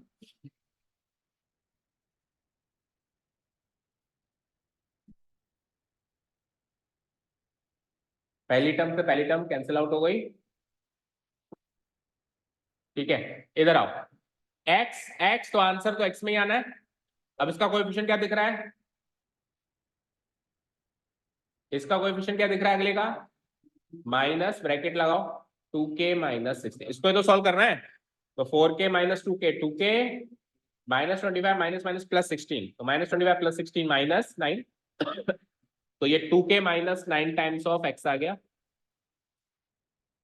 इसको करो सॉल्व, ऊपर क्या है 10 माइनस है, माइनस साइन हो गया ना, -8k -k स्क्वायर, इसको सॉल्व करेंगे तो कुछ सॉल्व तो होगा नहीं, बस माइनस साइन के अंदर एंट्री दे दो, तो 10 -8k + k स्क्वायर, इसको सीधा करके लिख दे तो k स्क्वायर पहले लिख दो, -8k + 10, ये कांस्टेंट टर्म बच गई, क्या बची एक बार फिर से बोलो, k स्क्वायर + 10, ये कांस्टेंट टर्म बच गई, ठीक है, डन। अब आपको यहाँ पे प्रोसेस स्टॉप करना है या आगे बढ़ना है, मतलब जैसे इसको से डिवाइड किया, इसको अब वापस इसको से डिवाइड करना है या स्टॉप करना है प्रोसेस, कब स्टॉप हो जाता है प्रोसेस कोई बताएगा, गलत, गलत, जब रिमाइंडर की डिग्री डिवीजर की डिग्री से छोटी हो जाए, तो रिमाइंडर की डिग्री क्या है 1 और डिवीजर की डिग्री क्या है 2, छोटी हो गई, देखो यहाँ बड़ी थी 4, यहाँ बड़ी थी 3, यहाँ बड़ी थी 2, यहाँ बराबर थी, यहाँ पे डिग्री बराबर थी, बराबर पे भी आपको आगे बढ़ना है, लेकिन जैसे ही छोटी हो जाती है वहीं पे स्टॉप हो जाएगा, तो यही मेरा रिमाइंडर है, यही मेरा रिमाइंडर। उसका रिमाइंडर क्या है? x माइनस ए। इसी के सीध में मैं अरेंज करता हूं उसको, x माइनस ए। तो यहाँ पे x का कोएफिशिएंट क्या हो गया? 1, यानी कि 2k माइनस 9 की वैल्यू 1। एक इक्वेशन बन गई। दूसरी, माइनस ए की वैल्यू ये भाई साहब, यानी कि के स्क्वायर माइनस 8k, आगे क्या है? प्लस 10, इसकी वैल्यू माइनस का ए। अब इस इक्वेशन से k की वैल्यू निकालनी है, इस इक्वेशन से a की वैल्यू निकालनी है, हमारा टास्क है। तो पहली इक्वेशन से k की वैल्यू आसानी से आ रही है, -9 इधर आएगा तो 2k की वैल्यू 10 और k की वैल्यू 5, और k की वैल्यू 5 आ गई तो इसमें नहीं पुटअप करूंगा क्या? करो। 5 का स्क्वायर 25 माइनस 40 प्लस 10 की वैल्यू माइनस है, इसको सॉल्व करो।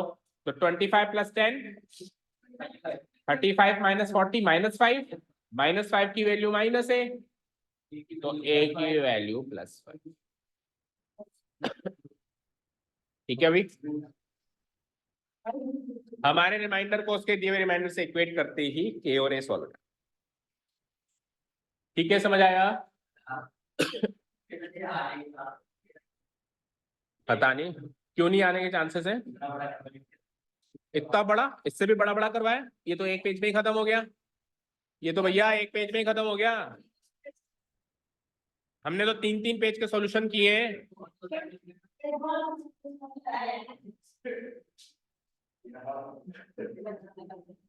ठीक है, डन। हाँ बोलो लीजा, डाउट?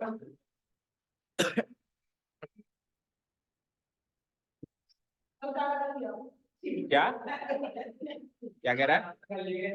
मैं जस्ट उठ के आया हूँ, चाय भी आपके सामने पिए मैंने, कुछ भी नहीं किया। अरे नहीं किया कह रहा हूँ ना, मैं रात को 3:30 बजे तो लौटा हूँ, 3 बजे। 23। द सिलेंडर एक कौन है, हेमिस्फीयर है, same base and same height, find the ratio of their volume. ये क्वेश्चन पूछा था किसी ने मुझसे, बैठो, ये क्वेश्चन किसी ने मुझसे पूछा था, ऐसे याद आ रहा है।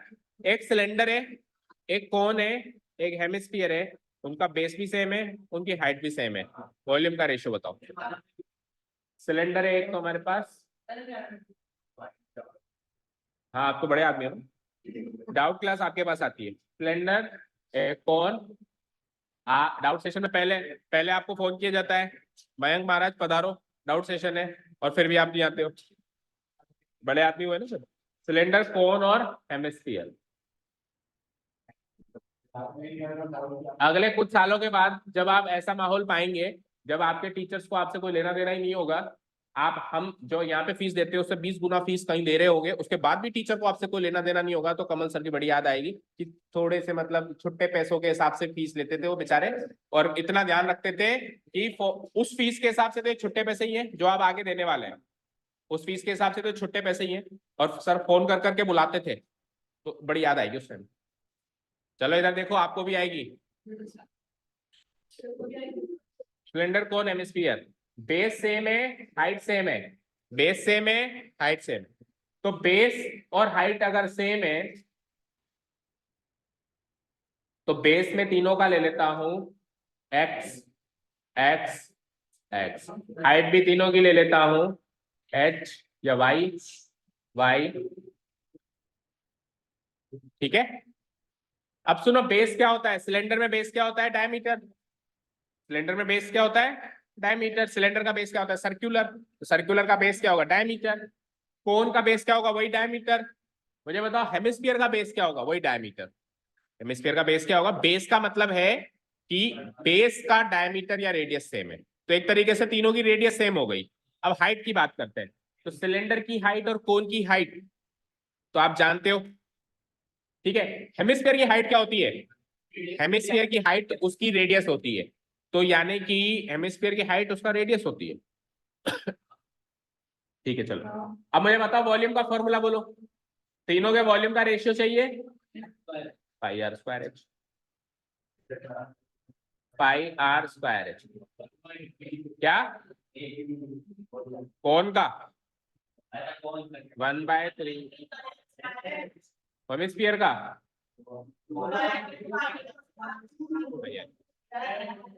अरे इधर देखो भाई, अब सुनो,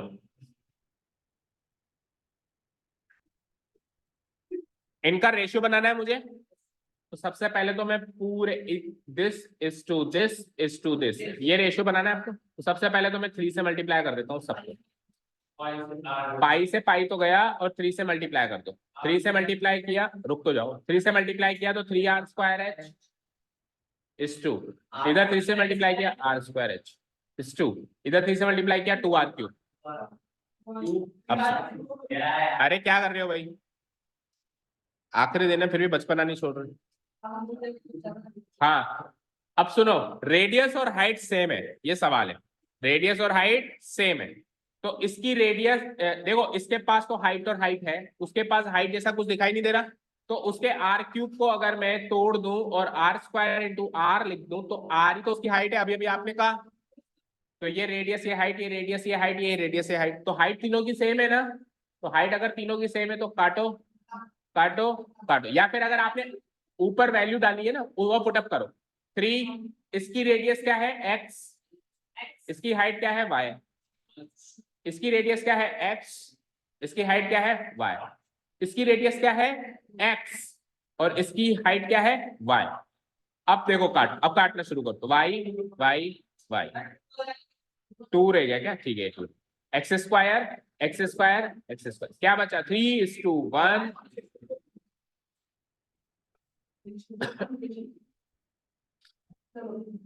ठीक है, समझ आ गया।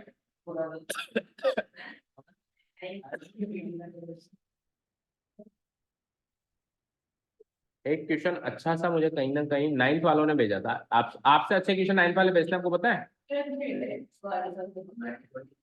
अभी आप 9th के क्वेश्चन ही भेज रहे क्या मुझे, ये भी लॉन्ग डिवीजन मेथड वाला आप खुद ही कह रहे हो 9th है।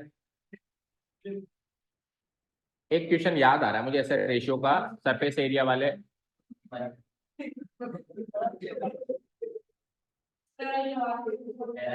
क्वेश्चन पे फोकस करो भाई।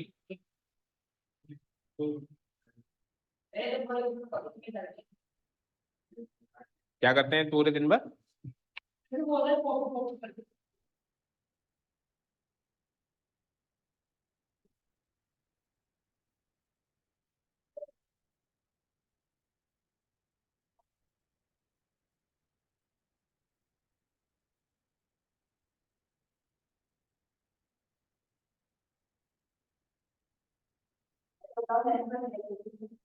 टेंथ में बिल्कुल है, कई क्वेश्चन तो वाकई में वो नेक्स्ट 10th लेवल के ही पूछते हैं। अब ये वाला क्वेश्चन बिल्कुल 10th में आने लायक है, थोड़ा सा बड़ा करना पड़ेगा मुझे। नहीं, 9th वाला, √3 is a polynomial of degree, चलो बताओ √3 पॉलिनोमियल की डिग्री क्या है। 0, क्योंकि कांस्टेंट कोई सा भी हो, अगर √3 के नीचे √x होता फिर गलत। √x का मतलब x की power half, degree not defined, power तो पूछ सकता है, √x में x की पावर बताओ हाफ। ठीक है, √3 में 3 की पावर हाफ है, याद रखो 3 की पावर हाफ है, लेकिन एज ए पॉलिनोमियल उसकी डिग्री 0 है। दिखा रहा हूं ना, डाउनलोड करो।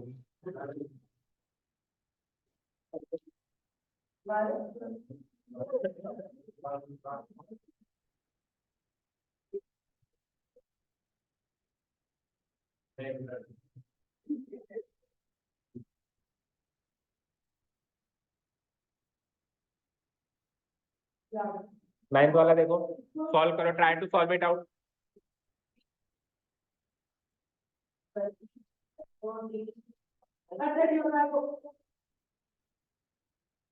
देख लियो, वहां पे चैटिंग पढ़ ली तूने, अभी जो मैं दिखा रहा हूँ, ये वाला क्वेश्चन है। इसमें g की वैल्यू निकालो, t की वैल्यू 64 गिवन है, निकालो निकालो, अभी मैं निकालता हूँ।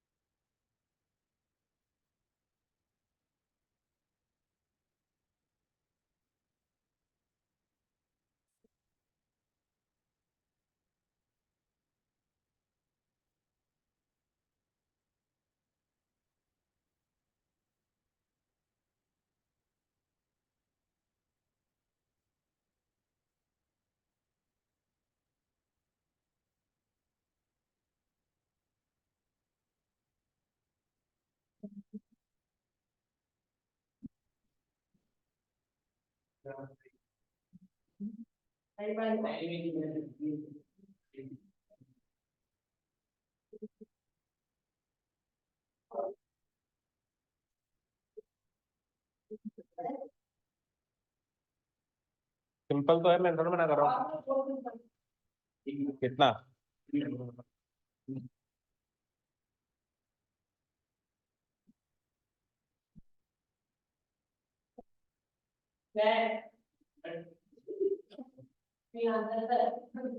क्या?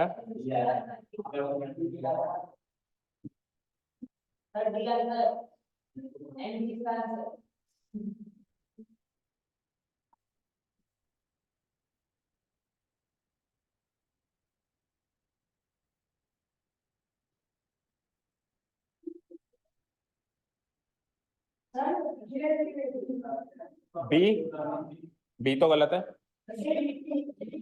सी भी गलत है, ए भी गलत है, फिर तो सी बचा। तो बच्चों के क्वेश्चन में तीन तीन आंसर्स। आप देखो आप कहाँ धोखा खा गए। सबसे पहला धोखा तो आपने ये खाया है, आपने फोर्टी की पट्टी की पावर क्या लगाई? Minus. Minus one by two लगाई, जो माइनस में पढ़ लेंगे, ये गलती वन बाई टू लगाइए। तो देखो माइनस वन बाई टू लगानी है, ठीक है, माइनस वन बाई टू, ये माइनस नहीं दिख रहा, ठीक है चलो। अब देखो जी की वैल्यू निकालनी है, टी की वैल्यू 64 रख दो, तो 64 की पावर 2/3 प्लस 4 इंटू टी क्या है अगेन 64 की पावर माइनस हाफ, ये करना है। 64 की पावर 2/3 कैसे निकालूंगा मैं? 64 की पावर 1/3 का स्क्वायर, पावर पे power product of power, power पे पावर प्रोडक्ट ऑफ पावर। तो 64 की पावर 1/3 इंटू 2 कर सकता हूँ 2/3। 64 की पावर 1/3 का मतलब होगा क्यूब रूट ऑफ 64। अच्छा ऐसे भी कर सकता हूँ, 64 को तोड़ दो तो 4 क्यूब, 4 क्यूब की पावर क्या हो गई 1/3, इस पूरे की पावर क्या हो गई 2, प्लस इधर भी तो करो कुछ 4 इंटू माइनस पावर है तो ये नीचे आ जाएंगे भाई साहब, 64 की पावर हाफ नीचे आ जाएगी, आ जाएगी। और 64 की पावर हाफ वैसे तो 8 होती है आपको पता है, पर अगर आपको फिर भी सॉल्व करना है 4 इंटू 1 4 कर दो, डिवाइडेड बाय 64 को 8 स्क्वायर लिख दो, 8 स्क्वायर की पावर हाफ। तो यहाँ से 3 से 3 कटा, हाँ लिख सकते हैं, मैं मना थोड़ा कर रहा हूँ। 3 से 3 कटा, 4 की पावर 1 की पावर 2, तो 1 इंटू 2 2 ही होता है, 4 की पावर 2 यानी 16, और 4 डिवाइडेड बाय 2 से 2 कटा, 8 बचा, 4/8, 4/8 यानी 1/2, 1/2। देखो मेरी बात सुनो, जब अपन एक्सपोनेंट रूल से चलते हैं तब अपन प्लस माइनस 8 नहीं लगाते, ओनली पॉजिटिव वैल्यू ही कंसिडर करते, ठीक है। 16 into 2 32, 32 plus 1 33/3, C option is the right answer.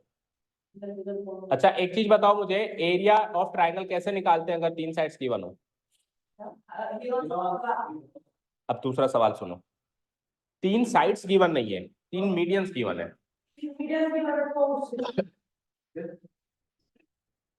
तीन साइड्स गिवन नहीं है, अरे एक ट्राइंगल के तीन मीडियंस गिवन है, एरिया निकालो, कुछ भी तीन मीडियंस मान ले, तेरी मर्जी हो। जो मीडियंस की लेंथ गिवन है, मतलब जैसे जैसे तीन साइड्स की लेंथ गिवन होती है, जैसे ये 10 सेंटीमीटर है, 5 सेंटीमीटर, 6, ये तो हो गई तीन साइड्स गिवन। लेकिन तीन साइड्स ना गिवन हो गए, तीन मीडियंस गिवन हो, तो उस ट्राइंगल का एरिया कैसे निकालेंगे?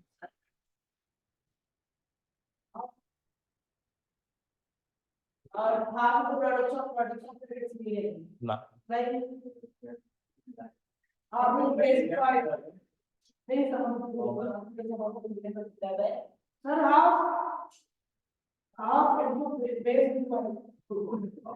वो तो क्या किसी का भी बेसिक फॉर्मूला होता ही है।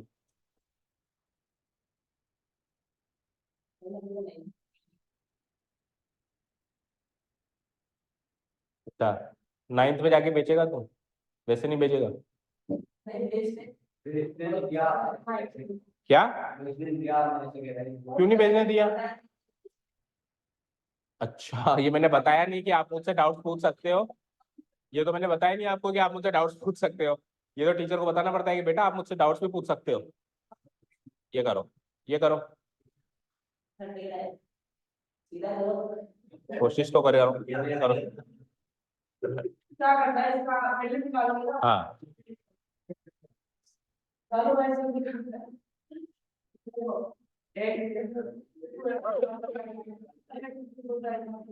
भैया कलम उठाइए, हथियार उठाइए और जंग लड़ने शुरू हो जाइए। ये क्वेश्चन आएगा नहीं, बिल्कुल आपकी गलतफहमी है। आपके पहले चैप्टर में ऐसे क्वेश्चंस जो है, आपके सैंपल पेपर्स उठाओ, बिल्कुल बुक के क्वेश्चंस नहीं है, ऐसे ही क्वेश्चंस है आपके, ऐसे भी क्वेश्चंस है। एचसीएफ ये है, एलसीएम ये है ना, HCF of X and Y ये है। अरे भाई साहब, इस एक्सप्रेशन की वैल्यू निकालिए, इक्वल टू लगा हुआ है ना, इस एक्स की वैल्यू को तो निकालिए, जब इस एक्सप्रेशन की वैल्यू गिवन हो, लेस एक्सप्रेशन की वैल्यू गिवन है नहीं, पता नहीं सर आ गया, एक्स की फॉर्म में आ सकता है, हो सकता है इसकी फॉर्म में ना भी आए।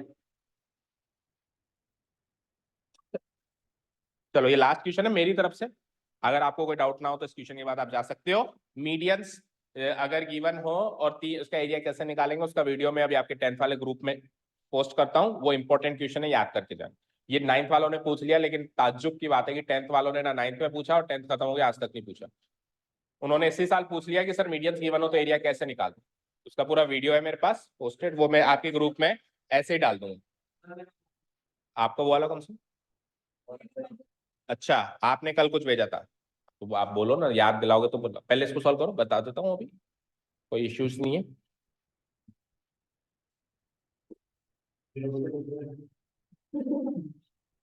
अच्छा एक और चीज सुनो, अभी तो ये रूट है ना, कितने, 1 2 3 4 5, ये इनफाइनाइट भी होते हैं।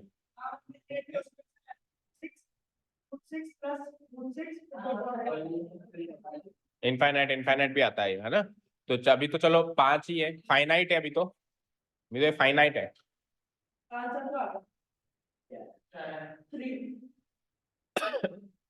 3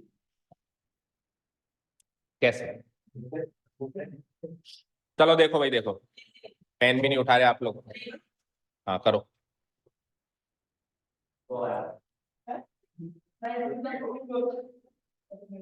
9 6 जा 54।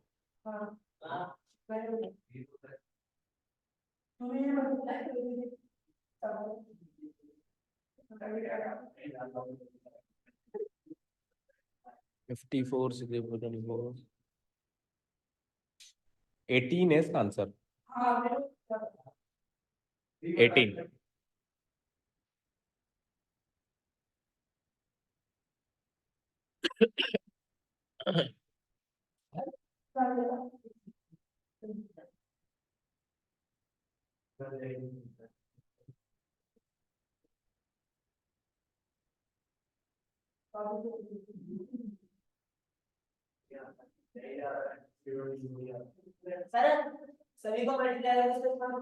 वो तो शॉर्ट ट्रिक हो गई, सॉल्व तुम भी तो करो, सब्जेक्टिव पेपर में से थोड़ा करोगे सबको मल्टीप्लाई।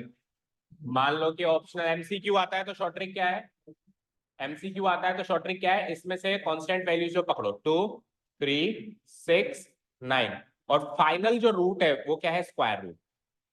तो ये सब काट के इसकी जगह square root of 2 into 3 into 6 into 9 कर दो, तो ये 324 होता है। ये क्या होता है, जो कि 18 का स्क्वायर रूट ये, हाँ प्लस माइनस 18 आएगा, लेकिन ऑप्शन में इसमें 18 ही रखा हुआ था, तो अगर ऑप्शन में प्लस रखा हुआ है, प्लस 18 रखा हुआ है तो 18 सॉल्व करेंगे। अब सुनो, हाँ ठीक है, देखो अब सब्जेक्टिव अप्रोच देखो भैया, अंदर वाले रूट को पकड़ो, सबसे अंदर वाले रूट, सबसे अंदर वाला रूट जो है आप उसको ऐसे पढ़ने की कोशिश कर रहे होंगे, जबकि ये जबकि ये जबकि ये 9x की पावर 10 का स्क्वायर रूट है ही नहीं, ये x to the power 4th root है।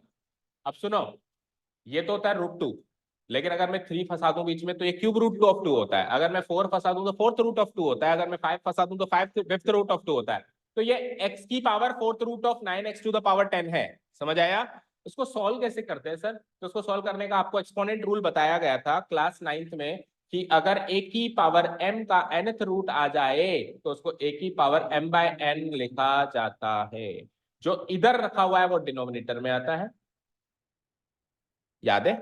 तो इसको बताओ कैसे सॉल्व करोगे, 9 की पावर x की पावर 10 का कौन सा रूट हो जाएगा इसका रेसिप्रोकल कर दो। x की पावर 4 का रेसिप्रोकल क्या होता है 1 डिवाइडेड बाय x की पावर 4।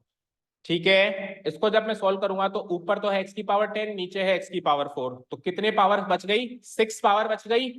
बोलो इसकी क्या बन गया 9 की पावर x की पावर 6 बच गई। इस स्टेज पे आते आते ये कट चुका है, ये सॉल्व हो चुका है। आगे क्या रखा हुआ है उसके आगे 6x की पावर 6 मल्टीप्लाई करोगे। बोलो मल्टीप्लाई करोगे 9 6 जा 54 और x की पावर 6, x की पावर 6 क्या बनेगा x की पावर 6 इंटू x की पावर 6 x की पावर 12। अब सुनो, अब इसके ऊपर कौन सा रूट है एक्स क्यूब वाला रूट है, इसके ऊपर कौन सा रूट है तो इसकी पावर 1 बाय एक्स क्यूब हो जाएगी रेसिप्रोकल करेंगे तो एक्स क्यूब से x टू द पावर 12 काटा तो क्या मिला 54 x की पावर 9। क्या मिला 54 x की पावर 12 माइनस 3 9 ही होगा ना। 54 x की पावर 54 की पावर x की पावर 9।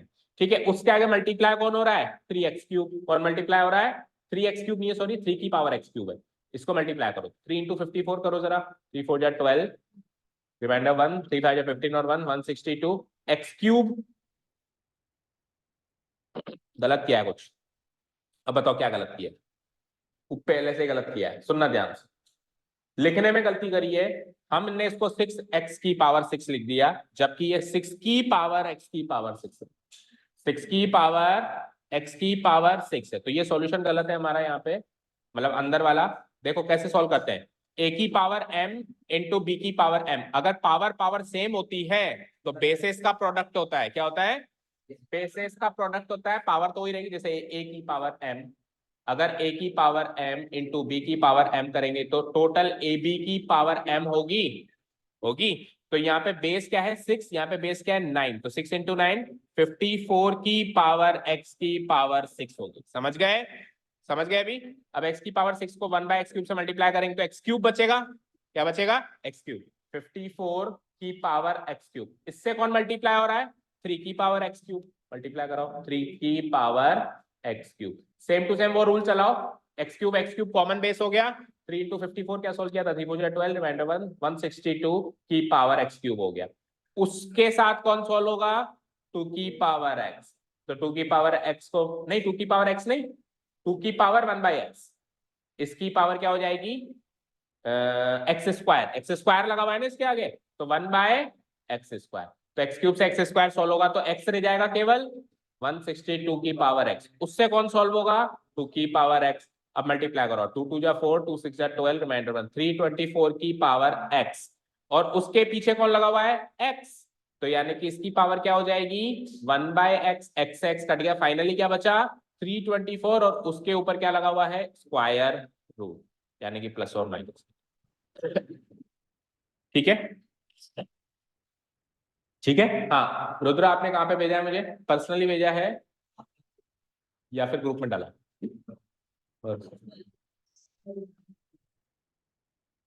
कौन सा है ये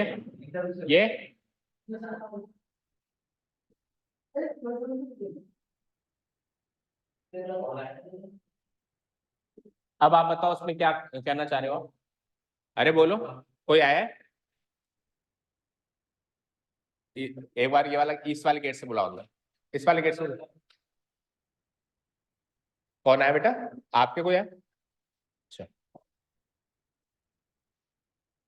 अच्छा गुड मॉर्निंग। हाँ हाँ बताया था इसने। ये लो भाई टॉफीज भी आ गई, अब तो मीठा मुंह भी हो गया एग्जाम से पहले। चलो इसके बाद फिर डिस्ट्रीब्यूशन करते हैं, सेलिब्रेशन भी करते हैं, आ जाओ।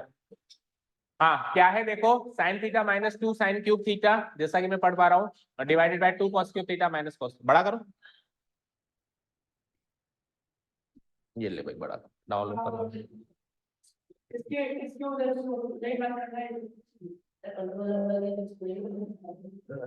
टेलीग्राम पे हो जाता है उससे, मैंने ट्राई नहीं, अब नेक्स्ट क्लास में ट्राई करूंगा। हर क्लास में कुछ नया सीखने को मिलता है ना, जैसे हर क्लास में आपको कुछ नया सीखने को मिलता है मुझे भी नया सीखने को मिलता है। हाँ जी यही तो कह रहा है तू। अरे 1 मिनट रुक जाओ ना, उसको बोलने दो क्या डाउट है उसको, वो ऐसे नहीं कह रहा उससे हुआ नहीं, वो कुछ और बात करना चाह रहा है। हाँ बोलो।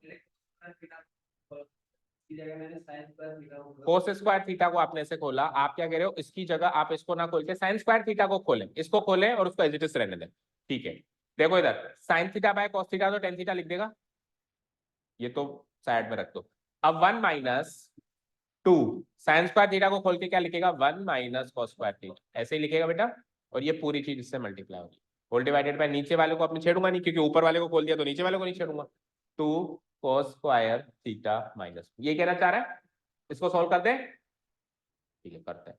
सो टेन थीटा तो बाहर रहेगा ही रहेगा, इसको मल्टीप्लाई करो, 1 माइनस -2 इंटू 1 -2, और -2 into minus cos square theta plus 2 cos square theta. कोई डाउट? नीचे कौन है, 2 cos square theta -1।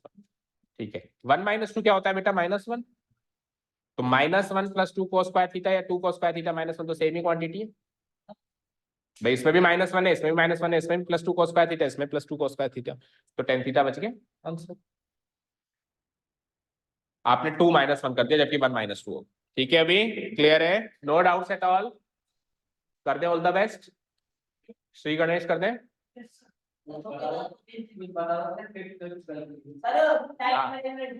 Time management 70 minute है आपके पास, कितने बताओ? वो 15 तो क्या काउंट कर,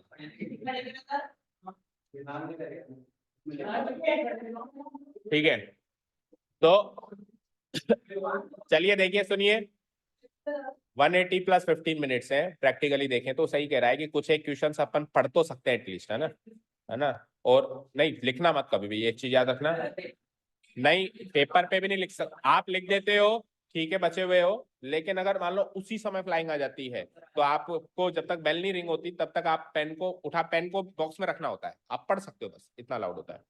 ठीक है, तो आप पढ़ के माइंड में सॉल्व कर सकते हो, लिखना मत कभी भी, ऐसे मत सोचना है कि सारे पेपर निकल गए तो आखिरी टिक, इतना सा टिक करना है कि हाँ बस दिखे ना किसी को।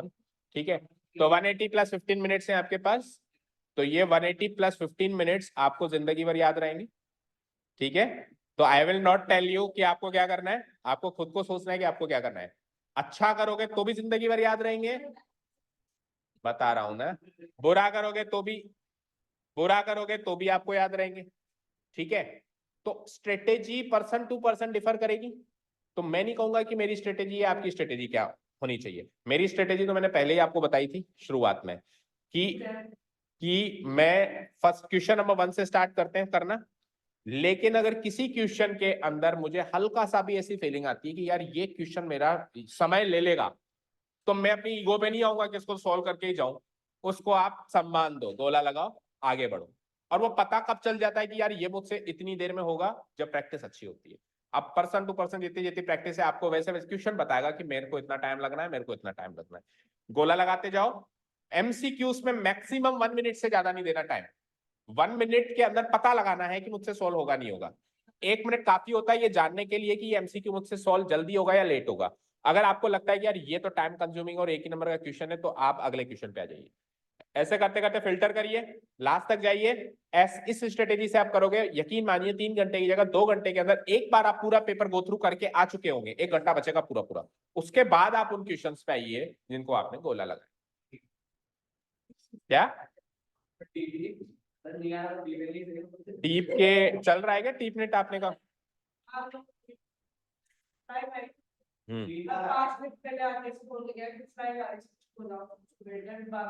ऐसा चलो अब क्या बात है, छोड़ो। ठीक है, so all the best to all of you.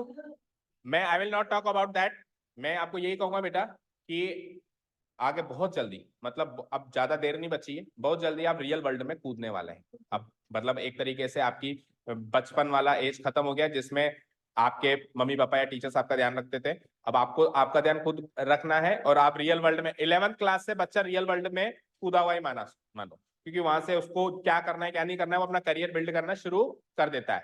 उस समय ये सारी टैक्टिक्स फेल हो जाएगी, ये सारी टैक्टिक्स फेल इसलिए हो जाएगी क्योंकि अभी तो आप जिस क्लास में बैठे हो उसमें सबका क्वेश्चन पेपर सेम है, या क्वेश्चन सेम है, चलो क्वेश्चन सेम है, पेपर का सीक्वेंस सेम हो सकता है, एक दो अलग होते हैं, कुछ कुछ क्वेश्चन सेम है ना। लेकिन जब आप रियल वर्ल्ड की बात करेंगे, आपका आपका आपका आपका आपका सबका क्वेश्चन पेपर अलग होगा, क्योंकि लाइफ सबको अलग अलग चैलेंजेस देती है। जो मेरी स्ट्रेंथ्स हैं वो आपकी वीकनेस हो सकती हैं, जो मेरे पास सोर्सेज हैं वो आपके पास अवेलेबल नहीं हो सकते, जो आपके पास सोर्सेज हैं वो मेरे पास अवेलेबल नहीं हो सकते। तो सबका पेपर ही जब अलग आना है, तो उस टाइम किसका टिप हो गए? अरे भाई मैं रुद्र को कॉपी करूं, तो रुद्र के तो चैलेंजेस अलग हैं, रुद्र के सोर्सेज अलग हैं, मैं उसको कॉपी कैसे करूं? ऑब्वियसली मैं फेल होने वाला हूं, ऑब्वियसली मैं फेल होने वाला हूं, क्योंकि रुद्र खुद के सोर्सेज के हिसाब से अपना काम कर रहा है, मैं उसको कॉपी कर रहा हूँ, मैं उसको कॉपी कर रहा हूँ भैया। अरे मैं कैसे कॉपी कर सकता हूँ? जो उसके अंदर कैपेबिलिटीज है वो मुझ में है ही नहीं, मुझ में अंदर डिफरेंट कैपेबिलिटीज है, मेरी मेरी वीकनेस एंड स्ट्रेंथ अलग है, तो मुझे तो वो जानना है ना। तो ये जो टैक्टिक्स है ये सब आगे चल के वैसे भी फेल होती है, 12th फेल सबने देखी है। सबसे पहली चीज जो करनी होती है सक्सेसफुल होने के लिए वो ये होती है, जो भी है जैसा भी है, अच्छा है बुरा है, कॉपी करना छोड़ना होगा। Not only in exam, real life में भी एक दूसरे की कॉपी करना छोड़ना होगा। हर व्यक्ति डिफरेंट है ना। कोई क्रिकेटर ये सोचे मेरे को दूसरा विराट कोहली बनना है, उसकी सोच गलत है। कोई क्रिकेटर सोचे विराट कोहली का सोचता मुझे दूसरा तेंदुलकर बनना है, तो उसकी सोच गलत है। तेंदुलकर अगर सोचता मुझे दूसरा गावस्कर बनना है, उसकी सोच गलत अलग है। ठीक है ना, सबने अपना अपना नाम बनाया। ठीक है, अभी शुभमन गिल है, वो दूसरा विराट कोहली नहीं है, कोई दूसरा विराट कोहली हो भी नहीं सकता। तो सबकी अपनी अपनी स्ट्रेंथ एंड वीकनेस अलग अलग है। तो कॉपी करना छोड़ दो, in real world in real life भी एक दूसरे की कॉपी करना छोड़ दो, कि ये इसने ऐसे अप्लाई किया मैं करके देखता हूं। आप बातचीत करो, डिस्कशन करो, आपको किस चीज में पॉजिटिव रिजल्ट्स मिले ये बात कर सकते हो। क्या रुद्र तूने ये स्ट्रेटेजी अप्लाई, इससे तेरे को पॉजिटिव रिजल्ट्स मिले या नहीं मिले, ये डिस्कशन किया जा सकता है, लेकिन डिट्टो कॉपी पेस्ट नहीं किया जा सकता है। समझ गए? क्लियर है? हाँ बोल, हाँ बोल, क्या सोना है? परसों से छोड़ देंगे कॉपी करना और कल कल कर दोगे।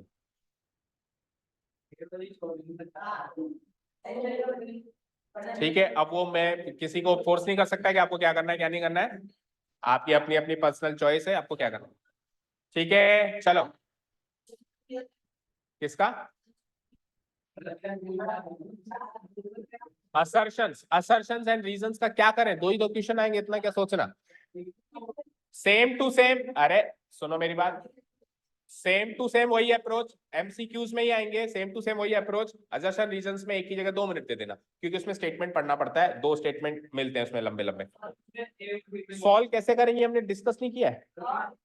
देखो मेरी बात सुनो, सुनो, हाँ क्वेश्चन बताओ, मेरी बात सुनो। सबसे पहले क्या करना, रीजन वाला स्टेटमेंट पढ़ना हो। सबसे पहले क्या करना होता है, सुनो, रीजन वाला स्टेटमेंट पढ़ना और देखना होता है रीजन वाला स्टेटमेंट सही है या गलत। फिर असर्शन वाला पढ़ना होता है। चलो इसको छोड़ो, छोड़ो क्वेश्चन, अब मेरी बात स्ट्रेटेजी की बात कर रहे हैं। ऑप्शन सी और डी कब होता है, जब एक सही एक गलत। असर्शन सही रीजन वाला ऑप्शन सी, एक बात की बात कर रहा हूं। ऑप्शन सी कब सेलेक्ट होता है, असर्शन सही रीजन गलत। ऑप्शन डी कब सेलेक्ट होता है, असर्शन गलत रीजन। तो सबसे पहले तो आप हमेशा होप करके उस क्वेश्चन को पढ़ा करो कि मेरी दिली इच्छा है सी और डी में से आंसर हो जाए। तो आप इसी अप्रोच से पढ़ा करो कि एक से ये गलत है, तो पढ़ना स्टार्ट। ठीक है, अब जब आप असर्शन पढ़ेंगे तो आप रीजन छुपा के इंडिपेंडेंटली पढ़ें। असर्शन टू सही है या नहीं है बिना किसी की हेल्प के, रीजन टू सही है या नहीं बिना किसी के। इन केस दोनों में से कोई भी गलत पाया जाता है तो सीओडी में से ठीक हो जाएगा, मतलब दोनों गलत होंगे ऐसा। अब प्रॉब्लम आती है दोनों से, इंडिपेंडेंटली दोनों सही, सी भी सही है डी भी सही है। तो जब भी ऐसा होता है कि दोनों सही होते हैं, 99% केसेस में रीजन के अंदर फॉर्मूला मिलेगा या थ्योरम मिलेगी, रखी रखा है, और असर्शन में उस थ्योरम या उस फॉर्मूला के साथ एक रिलेशन फॉलो, जैसे मैंने कह दिया एक और triangle equal to half into base square, ये रीजन में रखा है फॉर्मूला। और अब बेस अगर ये है हाइट अगर ये तो ये ज्यादा फॉलो करने का एक्टिविटी पर 99%। 1% केस ऐसा होता है कि ऊपर ये स्टेटमेंट है, ऊपर भी क्वेश्चन है, नीचे क्वेश्चन है, किससे कुछ डिराइव करके बनता है, वो अटमोस्ट डिफिकल्टी होता है क्वेश्चन, सिंपल मूवी खराब है तो उससे वो आता है ना। तो अब अपन क्या करेंगे, अब अपन क्या करेंगे, दोनों अगर सही है, दोनों अगर सही है तो अपन क्या करेंगे, अपन असर्शन से बात करेंगे। किससे? असर्शन से अपन ये कहेंगे कि भैया तू तेरा आंसर बिना उसकी मदद से करके दिखा। रीजन से बात नहीं करते, रीजन में तो एक आपने वैल्यू ले ली या फॉर्मूला ले लिया या थ्योरम ले ली, वो अपन देख रहे हैं थ्योरम है या फॉर्मूला या कोई वैल्यू भी ले रखी है, लेकिन रीजन को नहीं कहेंगे कि पोजीशन की मदद से सॉल्व हो रहा है, नहीं असर्शन को कहेंगे कि आप रीजन की मदद से सॉल्व होने लायक हो या नहीं, सीधे सीधे उससे सवाल करेंगे कि तूने जो वैल्यू है सही है, लेकिन क्या तूने इसकी मदद ली, इसकी मदद लेने का मतलब इसकी कोई वैल्यू कॉपी करो, इससे कोई फॉर्मूला कॉपी किया, इससे कोई थ्योरम कॉपी किया, कुछ भी लिया है इससे मदद, अगर नहीं ली है इसकी मदद, अगर नहीं ली है मदद तो ये ऑप्शन आंसर, और अगर उसने इसकी मदद ली है तो फिर ये ऑप्शन आंसर। सर असर्शन की बात बिकॉज़ लगा के रीजन पढ़ने से भी हो जाती है। बिल्कुल हो जाता है, ये है इसलिए ये है, लेकिन अब वो देखो इंग्लिश के स्टेटमेंट होने लगे, मैथमेटिकल प्रॉब्लम्स में नहीं, आप ऐसे कर सकते हो जैसे मैं कहूं देखो मेरी बात हमें पढ़ेगा, the area of a triangle whose base is 10 centimeter and height is 5 centimeter is 25 centimeters square because the area of triangle is equal to half of the base of 5, तो because का मैंने पढ़ तो लिया, लेकिन कब पढ़ते अल्टीमेटली मैथमेटिकल प्रॉब्लम्स को सॉल्व करके बताना पड़ेगा। अब मैं ऐसे कर दूं the sun rises in the east because it is the law of universe, तो ये तो पढ़ने में बिल्कुल जस्टिफाइड होगा क्योंकि इंग्लिश का स्टेटमेंट है, वो मैथमेटिकल स्टेटमेंट है, उसमें बिकॉज़ लगा के आप पढ़ भी लोगे तो क्या आप पढ़ लेते, मैथमेटिकल स्टेटमेंट को आप जितनी जल्दी में इंग्लिश का स्टेटमेंट डिकोड किया माइंड के अंदर तो सन राइजर इन द आपके माइंड में डिकोड हो गया सर क्या कहना है, लेकिन मैंने जितनी जल्दी उस स्टेटमेंट को पढ़ा आप डिकोड कर पाए नहीं कर पाए, कोई पेन उठा के करना पड़ेगा, जब पेन उठा के करना है सॉल्व करना स्टार्ट करो, ठीक है ठीक है क्या बोलो, अब अलग अलग कोई क्वेश्चन अगर कर रहा है क्वेश्चन तो बहुत सारे है ना, कोई क्वेश्चन ही कर रहा है तो स्क्रीनशॉट डालो मैं आज क्या लिख सकता है देखो और हो सके क्वेश्चन प्रैक्टिस करो, शाम को नहीं आ सकते, शाम को नहीं आ सकते because I will out of town most probably, क्या आउट ऑफ टाउन नहीं हुआ तो हमारे घर आके टेस्ट है, हाँ कल सुबह आप आ सकते हो, लेकिन मेरा सजेशन है बिल्कुल नहीं, मैं मना नहीं करता हूँ, मैं मना नहीं करता हूँ, मैथ्स के पेपर में एटलीस्ट 5 से 6 घंटे माइंड को पड़ता है, क्योंकि थ्योरेटिकल पेपर नहीं है क्लास, थ्योरेटिकल पेपर नहीं है प्रैक्टिकल पेपर, ठीक है ना, बड़े बड़े क्रिकेटर्स मेन मैच से फिजिक्स 6 घंटे तैयार आ रहा है, नो नेट प्रैक्टिस है, नो नेट प्रैक्टिस, क्योंकि क्या होता है मेरी बात सुनो, अब मेरी बात सुनिए ये कैसे करते, क्योंकि अगर आप 3 घंटे पहले मुझसे पढ़ने आ रहे हैं तो डॉट्स बोल रहे हैं आप खुद भी सॉल्व कर रहे हैं, लेट्स तो यार मैथ से कोई क्वेश्चन अटका देता है बने बड़ा तो अटका देता है, भगवान ना करे आप आपका एग्जाम से पहले पढ़ते थे जी, छोटे छोटे क्वेश्चन सॉल्व नहीं होंगे आपसे उस मैथ से मेन पेपर, ठीक है नहीं होंगे क्यों, क्योंकि माइंड में वही बात बोल रही होगी क्या ट्यूशन में वो कहीं ना कहीं खटक रही होगी, वो कॉन्फिडेंस को लो करेगी, तो आप आज शाम तक रात तक कितने बजे तक क्या पढ़ते हो अच्छी प्रैक्टिस करो, 6 घंटे में आप बहुत कुछ नहीं कर सकते हो बेटा, physical activity is the best thing, अब फिजिकल एक्टिविटी का क्या क्या समझ बोल सकते हो, क्रिकेट क्रिकेट तो चलो ऐसा हो जाएगा कि वो खेल ही जाएगा क्योंकि पेपर है तो कौन खेलना करवा करवा नहीं नहीं तुम्हें मैं आउट हो गया आपने तो वो बात हुई, मतलब आपको हर चीज से बचना है, एंटी नेगेटिविटी क्रिएट करें, तो आपको क्या करना है मैथमेटिकली छोटी छोटी फिजिकल एक्टिविटी करनी है, लाइक आप जैसे कह रहे योगा कर सकते हो गाने नहीं सर ईश्वर को याद करते हो भजन, ठीक है ना, कम से कम एक घंटा आपको हर पेपर से पहले एक्टिविटी करके जानी होगी, लेकिन क्योंकि देखो हम और आप कितनी भी कोशिश करा ले जोर तोड़ लगा ले एंड में आशीर्वाद तो ईश्वर ने दे, सही बात, अगर वो चाहेंगे तो हम अच्छा परफॉर्म करेंगे, अगर हमने कितनी जोर तोड़ लगा ली कितनी चालाकी लगा ली, अगर वो हमारे साथ नहीं है मतलब वो नहीं चाहते कि हम इसमें अच्छा नहीं कर पाए तो हम कितनी भी चालाकी लगा आर्टिस्ट में वो ढोल के भी जाओ वो भी आपका परफॉर्मेंस नहीं करेगा, तो अल्टीमेटली प्रेयर करनी है कि अगर मुझसे कोई गलती हुई है तो मुझे माफ करना, और दूसरी चीज ये है कि हमारे पेपर अच्छा, ठीक है ना, तो ये एक्सरसाइज आपको वैसे तो हर पेपर से पहले करनी चाहिए लेकिन प्रैक्टिकल पेपर से पहले तो करनी ही है, ठीक है, फिर भी अगर कोई डाउट आ जाए छोटा मोटा आप आ ही सकते हैं, फोन पे भी पूछ सकते हैं, मैसेज भी कर सकते हैं, ठीक है, एग्जाम का टाइम है 10:30 बजे पहुंचना है, तो 8:30 मेरे साथ में 8 साढ़े 8 बजे ठीक है, तो आप 9 बजे से डायरेक्ट बात कर सकते हैं, नोटिफिकेशन से 9 बजे टाइम 9 बजे तक कैसे आप उनसे बात कर सकते हैं। यहाँ आपका भी कोचिंग पर आकर के भेजे पर 9 बजे कोचिंग 9 बजे के बाद ट्रेनिंग के बाद अब आकर भी बात कर सकते हैं। बेटा मेरी छुट्टी हुई और मेरे पास और दूसरे बच्चे भी आते हैं तो संडे था आज 7 बजे बच्चे तो अभी भी आ रहे हैं। ठीक है इसकी मैंने तो बात है मैंने क्या कहा पेपर से पहले कुछ ज्यादा ओवरथिंकिंग नहीं करनी है 11वीं क्लास तक ज्यादा सब अपन पेपर के बाद बात करेंगे पेपर के बाद क्या करने की डिस्कशन रखेंगे सबको उसमें अपन डेली काउंसलिंग भी करेंगे आपसे पूछेंगे आप क्या चाहते हैं हम भी बात करेंगे वो सब करेंगे अभी आपका ठीक है चलिए all the best to all of you अच्छा करें साल भर जो हमने किया किसी को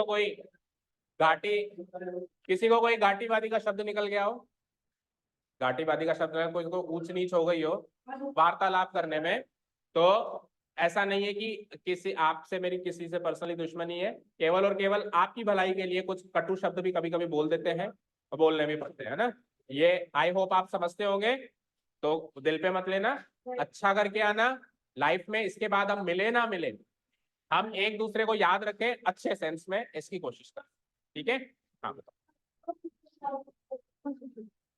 देखो ये हमने उसमें ग्रुप में भी डिस्कस किया था आप एक काम करें एन की जैसे इंटीजर है नेचुरल नंबर है ऑड इंटीजर है इवन इंटीजर है अरे एक मिनट इधर आओ सबको बुलाओ सबको बुलाओ बुलाओ एक मिनट रुको देखो एन की वैल्यू आप इंटीजर रख के देखो इंटीजर क्या होते हैं +1 -1 +2 -2 फिर नेचुरल नंबर रख के देखो वो क्या होते हैं 1 2 3 4 5 6 फिर ऑड इंटीजर रखो ऑड इंटीजर क्या होते हैं 1 3 5 7 ऑड इंटीजर इवन इंटीजर हमेशा पॉजिटिव होते हैं नेगेटिव नहीं होते इवन इंटीजर रखो 2 4 6 चारों में से कब कौन सी चीज रखने से उसका स्क्वायर करके -1 करने से वो नंबर 8 से डिविजिबल होता है ये चेक करो तो जब आप ये रखोगे तो नहीं ये रखोगे तो हो जाएगा देखो ऑड इंटीजर बोलो कोई भी ऑड इंटीजर बोलो 3 का स्क्वायर 9 -1 8 से डिविजिबल है अगला इंटीजर बोलो 5 का स्क्वायर 25 -1 24 8 से डिविजिबल है हो रहा है ना तो ऑड इंटीजर रखने पे वो होगा तो इसमें ऑप्शन से किया जाता है एक एक रख के देखा जाता है